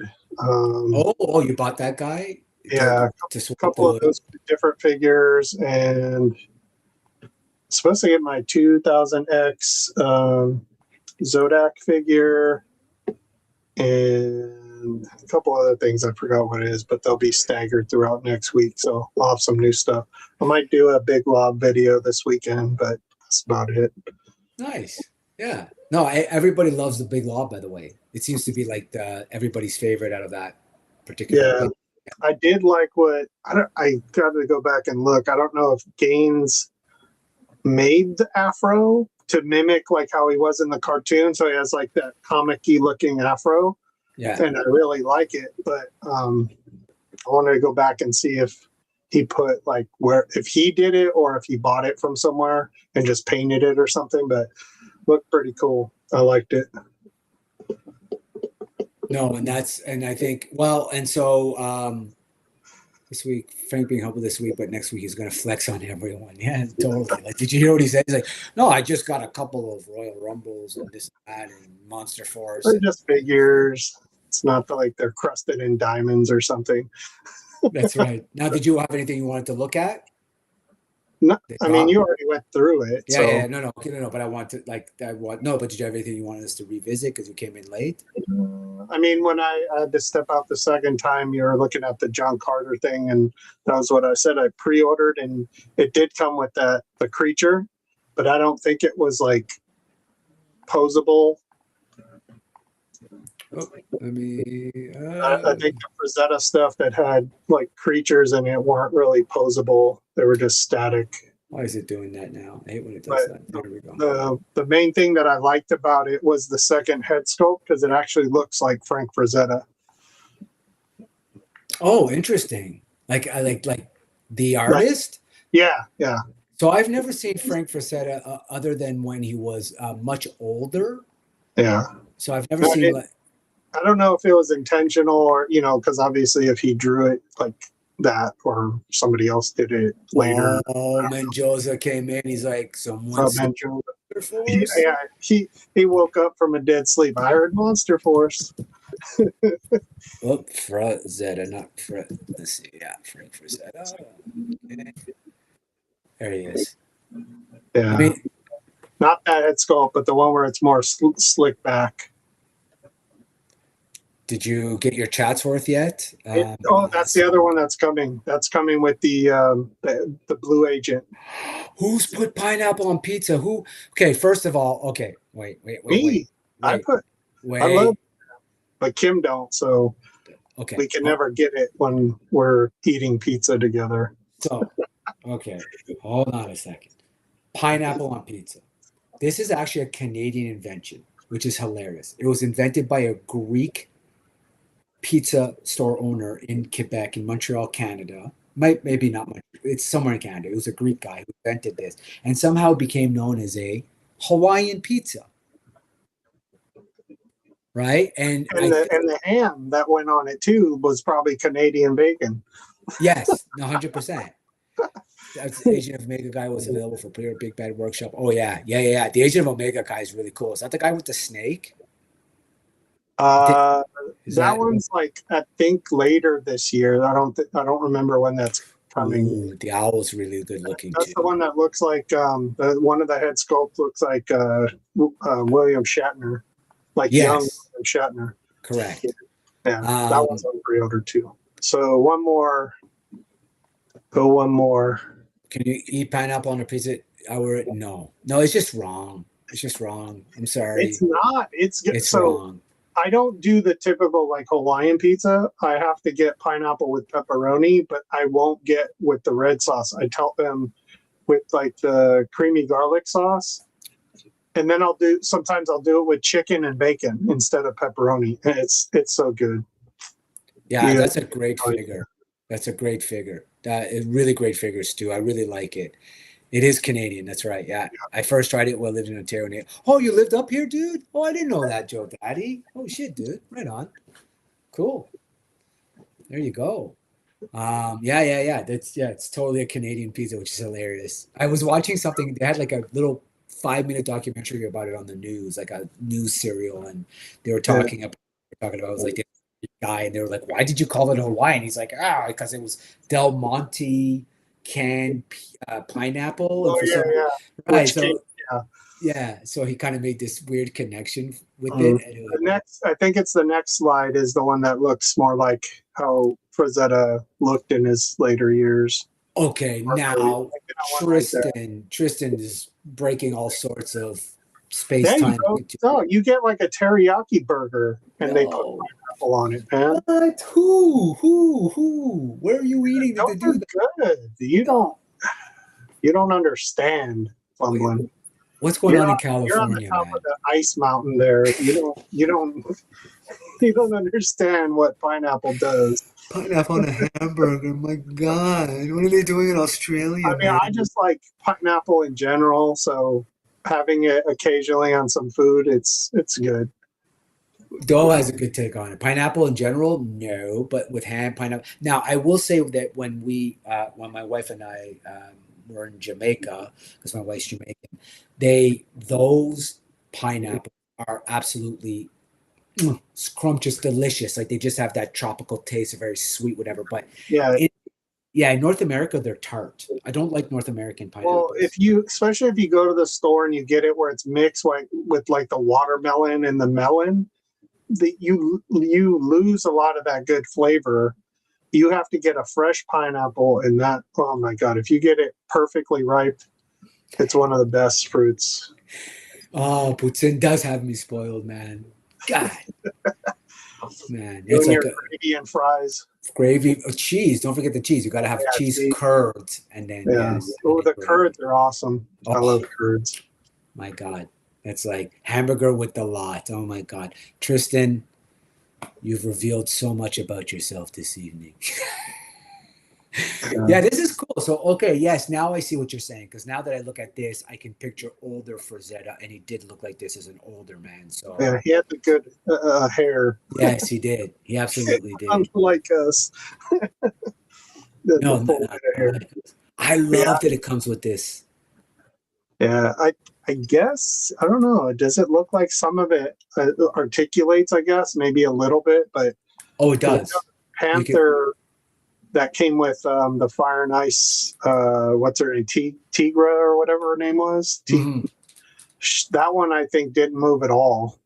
It was just correct. But this one looks cool, and this was like $84.99, so $85, I think. Yeah, $85. Yeah. Compared to the other ones that came out that are like 89 or more. I was like, this is a good, to me, this was a good deal because of the animal too, right? So I liked it. Oh, that's interesting. I didn't know that because I've never collected these. So that's interesting. So he's actually lower priced. It seemed like it, yeah. It did seem like it, but if you're not into John Carter, then you're right, actually. So he's 84. Conan was 89, 94, 89. That's Savage Crucible. Yeah, that's not the same. Yeah. Vampirella. Yeah, you're right, actually. He was one of the cheaper ones. And he comes with that. So actually, you're right. That's actually a lot of pack outs for that. And I really like that lizard thing. Oh, I like that it's a hair swap and not a head swap. Yes. On most of, except you get the bald. Well, what's the other bald head there? Or is that just showing? No, that's a faceplate. Is it a faceplate? Yeah, that is a faceplate. Okay, I see it. Yeah. There you go. Yeah, that's pretty cool. Yeah, because we were looking at the Deja Thoris afterwards. Oh yeah, that's the PCS studio. That's what I would want the next figure from Frazetta is. That's what Doe was saying. Yeah, exactly what Doe was saying is he wants to see this female. Now, so just like that. Yeah, just like that. Well, the Frazetta girls will do it like that, actually. Yeah, they just don't pose too much more from that. No, exactly. How's the articulation on the Frazetta girl stuff? Well, any of the figures, I don't think they got like the double jointed elbows or knees, so they're kind of. And then I don't know about the thigh swivel. I don't have actually a Frazetta figure, so that'll be my first one. Oh, is that right? Yeah. Okay. So this is my PCS pumpkin head that came on the pallet. Holy shit! Yeah. Wait, so how big is that again? They're calling it 1/4 scale, but it's 1/3 scale. It's massive. Okay, so 10. Wait, how? Oh, it's way over. It's almost. Well, we'll see the slide. But the reason why I wanted him is the head swap. This fucking head. Oh shit! Oh my god. That's pretty cool. Yeah, dude. And in hand.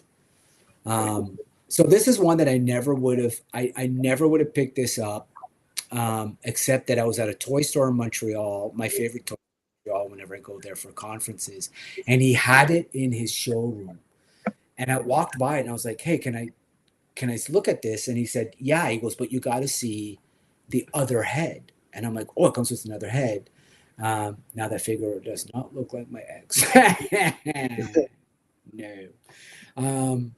And so I was like, yeah, let me check it out. Anyways, And then the second I saw it, I was like, oh my God, I couldn't stop thinking about it. And then a couple of, like a month ago, I was like, man, I got to get this pumpkin head. And then I saw, as I was looking at Sideshow, they said almost sold out. Like, and once it's done, it's done. And I was like, I am not missing out on this. Like, I'm just not going to miss out on this. Yeah, because they're all numbered, right? So they only do one set. Correct. So he's 28 inches.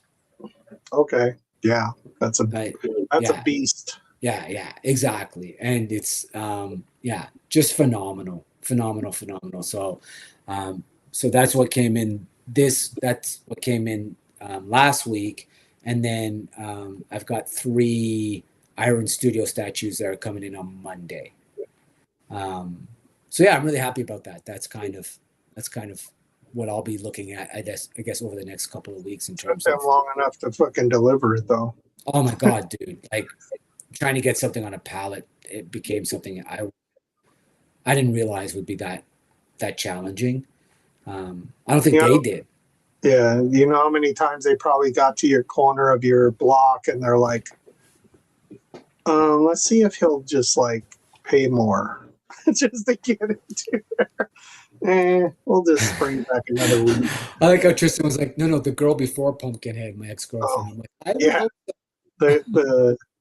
The John Carter from Mars. Spent 1.5 years with Bath and Ontario and 1.5 years in napping. Oh my God. No way. My mom babysat Avril Lavigne because my brother and her brother were friends. I'm like, what a small world. Yeah, and that's not far from us. I absolutely know where you are. That's so cool. That happened. Look at this. That happened right after we got engaged. Nice. Nice. Zing, zing, zing. But yeah, I mean, that's really cool. When I was a young guy, I remember going to a country fair and somebody was like, oh, you really want to see this girl on stage? She's going to be a big star. And I was like, what's her name? And they were like, Shania Twain. And I was like, I'm not really into country. And they're like, no, she's not really country. She's kind of pop. And I was like, yeah, I'm even less into pop. But anyway, you're in high school. Like, wait, it's Led Zeppelin or AC/DC or nothing, right? Yeah. Came back. How you doing, brother? So anyway, I went to see her on stage, and within a matter of years, she had completely revolutionized country music as we know it today, which is pretty crazy. So it must have been the same for Yojo Daddy or his mom to suddenly see Avril Lavigne suddenly like become like this pop princess that really changed the game. Like it's crazy. Yeah. I love this freaking. Not really a huge NECA guy, but I love this figure.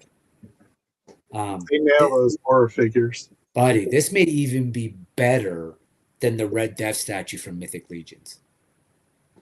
Like that's how good this is. Yeah. Right? Looks really good. like phenomenal. And I'm a big fan of obviously this movie version of it as well. They've never duplicated this magic that they caught in that movie. I miss the A&W restaurants though. We don't have them around here anymore. Oh, you guys had A&W? A&W. No way. Yeah. Charboiled? I thought that was a Canadian thing. I mean, it could have been, but we had them like, I don't know how far back, if it started in the 70s and 80s, and then they started leaving around mid or late 90s, I think. She did, Tristan, but yes, I would have to say there were 2 or 3 songs that were just absolutely like meteoric. But yeah, it's funny. I'm With You seems to be the one everybody remembers. That's why I'm a Maple Leafs fan. Oh, I feel sorry for you. That's a tough one. Traitor. No, I'm just kidding. That's nice. That's a tough one. I love my sports fans, man.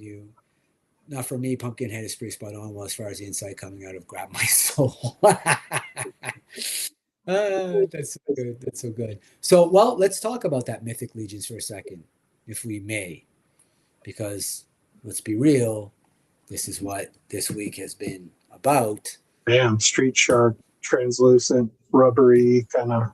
Yeah, are you familiar with this? We were looking at this earlier. I mean, I know of them. I never had any of them. I used to see the cartoon once in a while, but those look better than the ones they did before, just because of how the the translucentness goes through the arms. Yeah, oh no, charbroiled.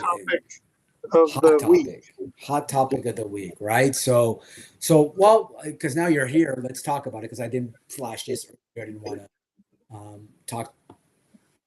I wanted to get your opinion, but so as we know, there was a redhead as well as I think an orange redhead. The other one looked with the face paint, and then one without.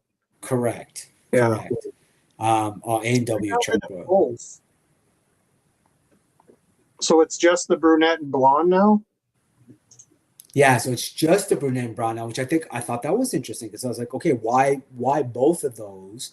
And I think it really had to do with here we have KFC. Oh, that's interesting. Yeah, we do a lot of that too here. It's like double, like they combine franchises. Yeah. I think there is one somewhere, a few cities over that's still that half and half.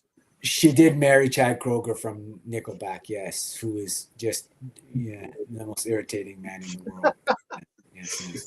They're hard to like that dude. Do these new Mythic have more articulation yet? No. I don't know. I don't know if they do. They don't. So I did take an 80. Oh, nice. That's cool. Oh, so Singapore, we're going there next year, though. I'll have to pick your brain at some point.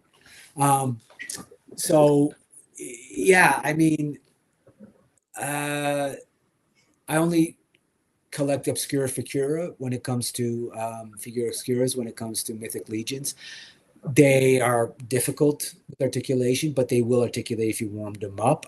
You gotta, because they are very stiff and sometimes feel like if you try to push it, it'll snap. I don't like the fact that you have to do that. I don't think you should ever have to like take a heat gun or boiling water to a figure. Oh, it's so good. Yeah. Hey, Doe, my favorite thing from A&W though is the frosty, the root beer freeze, where it's basically like a root beer float, but it's like the ice cream, but the root beer is like embedded in the ice cream, so it's just like a sundae. The vanilla ice cream just tastes like root beer. And it's but they put a little bit of root beer in it just to get it iced up. They don't like dump a whole bunch of root beer and put a scoop of ice cream. It's they pull it out of the like an ice cream machine, and it just fills the cup with the ice cream, but it's all like root beer flavor. Oh, cool. I don't know if they would still have that at those half and half like KFC and A&W stores. But I haven't eaten KFC since I was a kid. If we do that, we normally do Popeyes.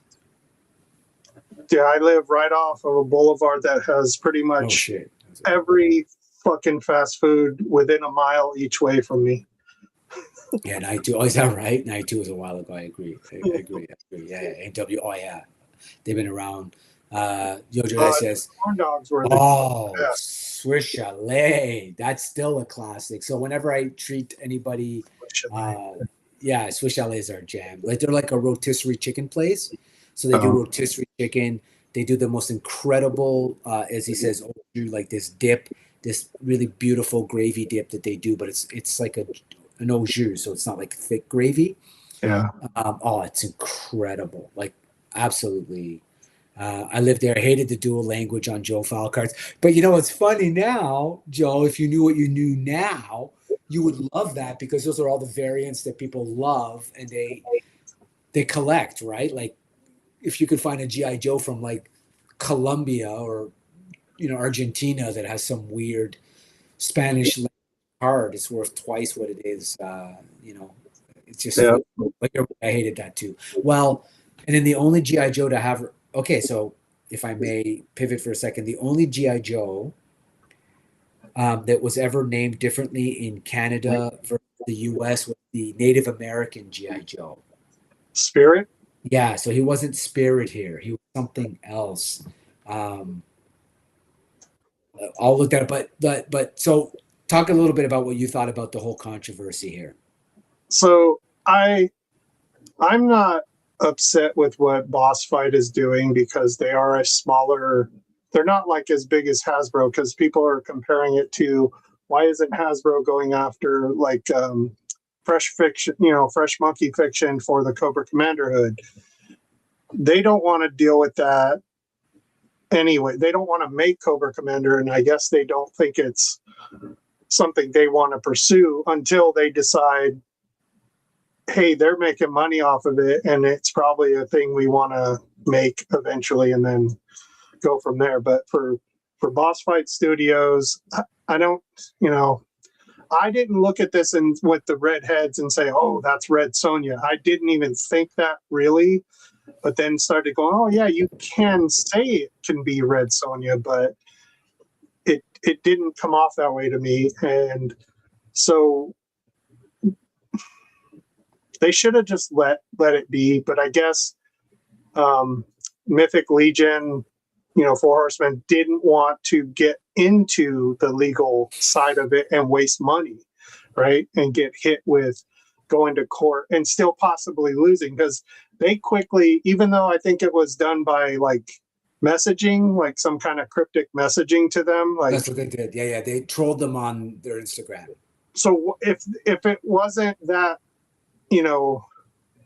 I guess too close to it, they wouldn't have took it out. But they went, oh shit, we don't want the legal trouble. Take it the fuck out. So, Daredevil, thank you for joining us. Okay, so your take then is that you actually think that Boss Fight has a legitimate gripe, and that they have a legitimate gripe to say, like, hey, this is infringing our character. They do, but I think they should have just ignored it. But they have that right, and maybe they thought they weren't going to make as many sales on their Red Sonja figure and Mythic Legion because of the following they have. They may have lost out more by that, so that's why they maybe nudged Mythic, Four Horsemen to, hey, that looks a little too much like Red Sonja. And then there may have been some behind the scenes conversations that we don't know about, and they immediately took it out. Yeah. So, I'm okay with, like, listen, companies are going to do, I mean, they're going to circumvent it by eventually releasing like a pack. I just think that at least they could have kept the face painted one, because that's like, Scottish or Irish, whatever, like medieval kind of barbarian stuff, right? Daredevil says he's keeping it hood over here. Churches is the spot. Churches chicken. We don't have that in Canada. I have no idea. Is that kind of like, is that more like a, a Popeyes? Kinda, I guess. Okay. I haven't had it. They got some, I think, over a few, like in Palo Alto, like a few cities away from me, but I've never been there. I've heard some coworkers that go that way, and they're like, it's okay. Okay. Well, try it out, okay, but we'll see. So I think my only take on the Mythic Legions thing, if I'm being honest, is, and again, I'm all down. Oh, really?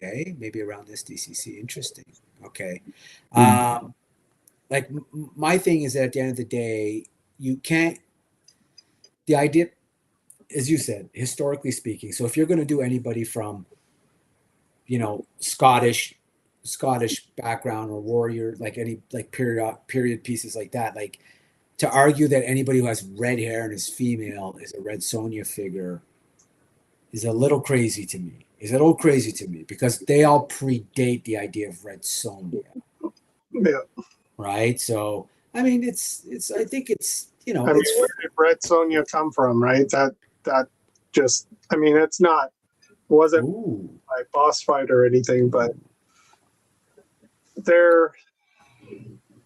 I think they just have more to lose if they let it go. They think in their bottom line is, maybe the sales aren't going good with the Red Sonja figures that they have, and so they're like seeing other people come out with something that could be considered a Red Sonja figure, so they're like, no, we don't want it. What they could have done was just put the heads in, but it looked like when they first advertised it, they used the red head on the body, and that's what triggered the whole thing. Yeah, I saw it with the war paint. Yeah, maybe they can put the head sculpts in a head sculpt pack like they have in other other things for the Mythic Legion, and then people can get them that way. But that kind of sucks that a lot of people, I think, I don't know if you were able to pre-order this early and then they changed it, but some people might have canceled their orders because they lost the head sculpts. I don't know. 100%. No, 100%. No, that's without a doubt. So Stu says churches in South Chicago got shut down for selling drugs at the drive-thru. Eddie says, we've heard of churches, but never had it. Yeah. And then, of course, forget that Wolf Sword movie. Yeah, exactly. Yes, Tristan knows. And then Eddie says hello to Daredevil. Those who they should have kept the Warpaint head. Yeah, I agree. I don't know why they removed the Warpaint one. That one I don't understand. Yeah. But again, they're going to release something in the future that'll have a head that they'll just pop on. Or at least make one of these blonde and brunette ones with the face paint. Put an extra head back in and do that. But I might pick this up later because I do like the brunette version. Because most of the female figures we have are either redheads or blondes. So, yeah, I mean, Woody's going to be at ZoloCon next week, right? I mean, it's might be worth saying like, hey, dude, grab me one if you're around. But I've already got him looking at the Mythic Legion Teth or Seth. I'll wait till BBTS has them on sale. Yeah. Or Mythic Legion stuff. Fair enough. Spirit in Canada was called Shaman. Okay. It was called Shaman in Canada. Interesting. Why not just go by the other name, like something Tracker? Yeah. So a female with in the 5-head pack they have. Yeah. See, like it's just a workaround, Stu. I agree. It just felt weird to me the way the whole thing went down. I felt like it was, it was almost like saying like any female with a red head would suddenly be like from that period or that look, and so. Yeah, exactly. Are they so they removed the 2 head sculpts, but are they replacing it with other accessories or something? Or no, so they lowered the price. Okay, I was going to say, because if they didn't lower the price and they didn't put something back in, then so that's piss people off. So they lowered the price. Well, that's cool. So that's already at like closer to the sale cost when they usually go on sale. So that's right. So that's what they did to offset it, which makes sense. I think that's great. I mean, it is the touring all events first. So this is your touring one. I don't think it's available otherwise for quite some time, right? Like, okay. Yeah. So and if I were to get that, I might even paint the blonde red, the red. Give it a red. Well, no. As Stu pointed out, there's other packs, or Dole pointed out, there's other packs that I think there's other packs that have the red head. So whatever. Yeah, I think I have a female Mythic that came with the red head, and then obviously it came with like where it's the helmeted whatever else you can change it to. But yeah, correct 100%. So does anyway, that blonde head look lighter in the face than the body skin color? It certainly does, dude. Like it doesn't belong. It does and it doesn't. Like here, when I see it next to the leg, and like when I look at it next to the stomach, it looks kind of the same. But I think it's just the lighting, because when you see, but it does. I thought the same thing too when I first looked at it. I thought, that's a Church's Chicken been in Texas for decades. It's there's better yard bird out there to eat. Yes, no doubt. Yeah, I mean, listen, I love a good fried chicken as much as anybody.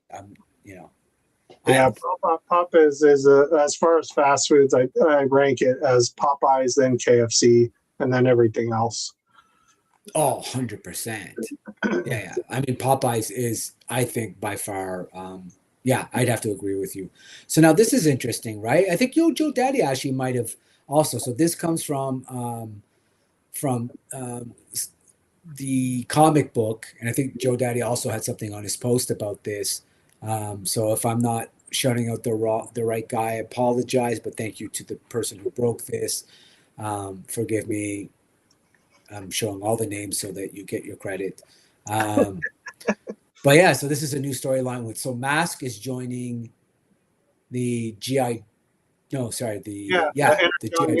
Yeah. So, finally, I mean, they talked about all the Hasbro, stuff that they were supposed to start doing crossovers, and they're now at least doing it with the comics first, and then that means we might eventually see them in classified. I bought the two SRPG a few weeks ago, and Blonde was one of them. Oh yeah, so there you go. So, and then Stu was at the Warpaint. She's all grown up. Yeah, exactly. All right, well, that does it for toy news and kind of the quick review. I'm glad that you stopped in.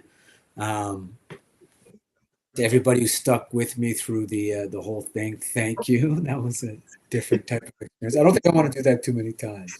I was popping in here and there going, holy shit, he can talk though. That's why I laughed at myself. I was like, who are you kidding, dude?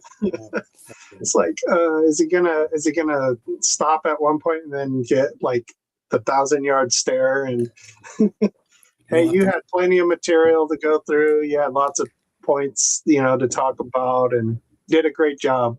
I was like, thank God for a little prep. I was like, nice. But no, thank you for jumping in, Frank. I appreciate that. And you know what, Virgo, Graybeard, to anybody who's expecting them again, I know Virgo sent me her apologies. They had some technical difficulties, so we will certainly get them back on next week as well. Yeah, and then so Frank, you're gonna do a video this week. Yes, exactly. Nice, big lob. I might have to look for a samurai sword to go with them, because I want to, if I ever get a head sculpt with the little froey style, I might try and do an Afro samurai version of them. That would be cool, actually. Oh yeah, that would be totally cool. So I'm looking forward to seeing your videos. Normal for me, guys. Next time will be Tuesday. It's actually going to be on my channel. So this channel on Tuesday with Shane. This week we will be continuing our dive into statues. Not certain yet, but I'm pretty sure we're going to talk about scale. So we'll talk about the more popular statue scales. It's going to be really interesting, where everybody fits in, why some scales are more popular than others, and really what it means at the end of the day to collect scales and how advantage it can be depending on space and want and everything. Is Kaz not? Oh, is Kaz not on today? I don't see. Notify me like when because he should already have something up or be on by now. But that's weird. Yeah, because I was kind of wondering why Ultra didn't give me his the countdown like he's like. Look, I'm getting tired. He normally gives us the countdown, right? He's like, guys, 10 minutes to Kaz, 5 minutes to Kaz, and I'm like, what? Yeah, there's nothing put up yet. Oh shit, eh? Well, then if it's not put up now, he's not going tonight. Maybe. Well, maybe he's got something going. Oh, I know. Yeah. But they're in the same area. Something going on too with him. So hopefully that turns out to be okay. I think his daughter might be sick or something like that. So. Oh, is that right? Okay. Something like that. Yeah. I think, there's something going on. So hopefully she's okay. Great to see you. No, that's what we were just saying, Rob. So it looks like there may be some issues. I think a sick child. Oh, sick baby. Yeah. So he's not on tonight. Well. Or it could be even power issues because quite frankly, Graybeard and Virgo have had technical issues all night, and they're literally live 5 minutes from him. They're all in the same area. Yeah. Of Augusta. Daredevil, or is he still in the chat? But Daredevil uses his Daredevil uses 2 rocks and clinks them together for his power. Do one of those. Nice. The quest for fire. Yeah. You remember that. Sparks. Geez, if I known that, we would have stayed. No, we wouldn't stay. No, dude, I can't. But thank you, everybody who stuck with us tonight. Again, the chat as normal as usual. Sorry, it was awesome. I want to thank everybody for participating in the trivia. That was a really fun one too. A bit different. So thank you for that. Thank you all for keeping me energized to keep going there as I was waiting. Again, Virgo, Graybeard, hope you get your technical issues sorted out. Can't wait to see you on the next stream. Check me out on Tuesday with Shane on this channel, Talking Statues. Check out, of course, Graybeard, Virgo doing Sunday Night Wrestling. Yeah. Okay. Nice too. Chaz was accused by Boss Fight of looking like Red Sonja. Stu is a banger, man. We got to get this guy on our show. He's got me cracking up every time. I got to get this guy on the show. Stu, we got to make it happen, dude. You know, reach out, definitely. So, everybody, thank you. And wait, what are you gonna say? Because you know the game of what do you got to say about my country again? I spit on your country. Spit on my country. Good night, everybody.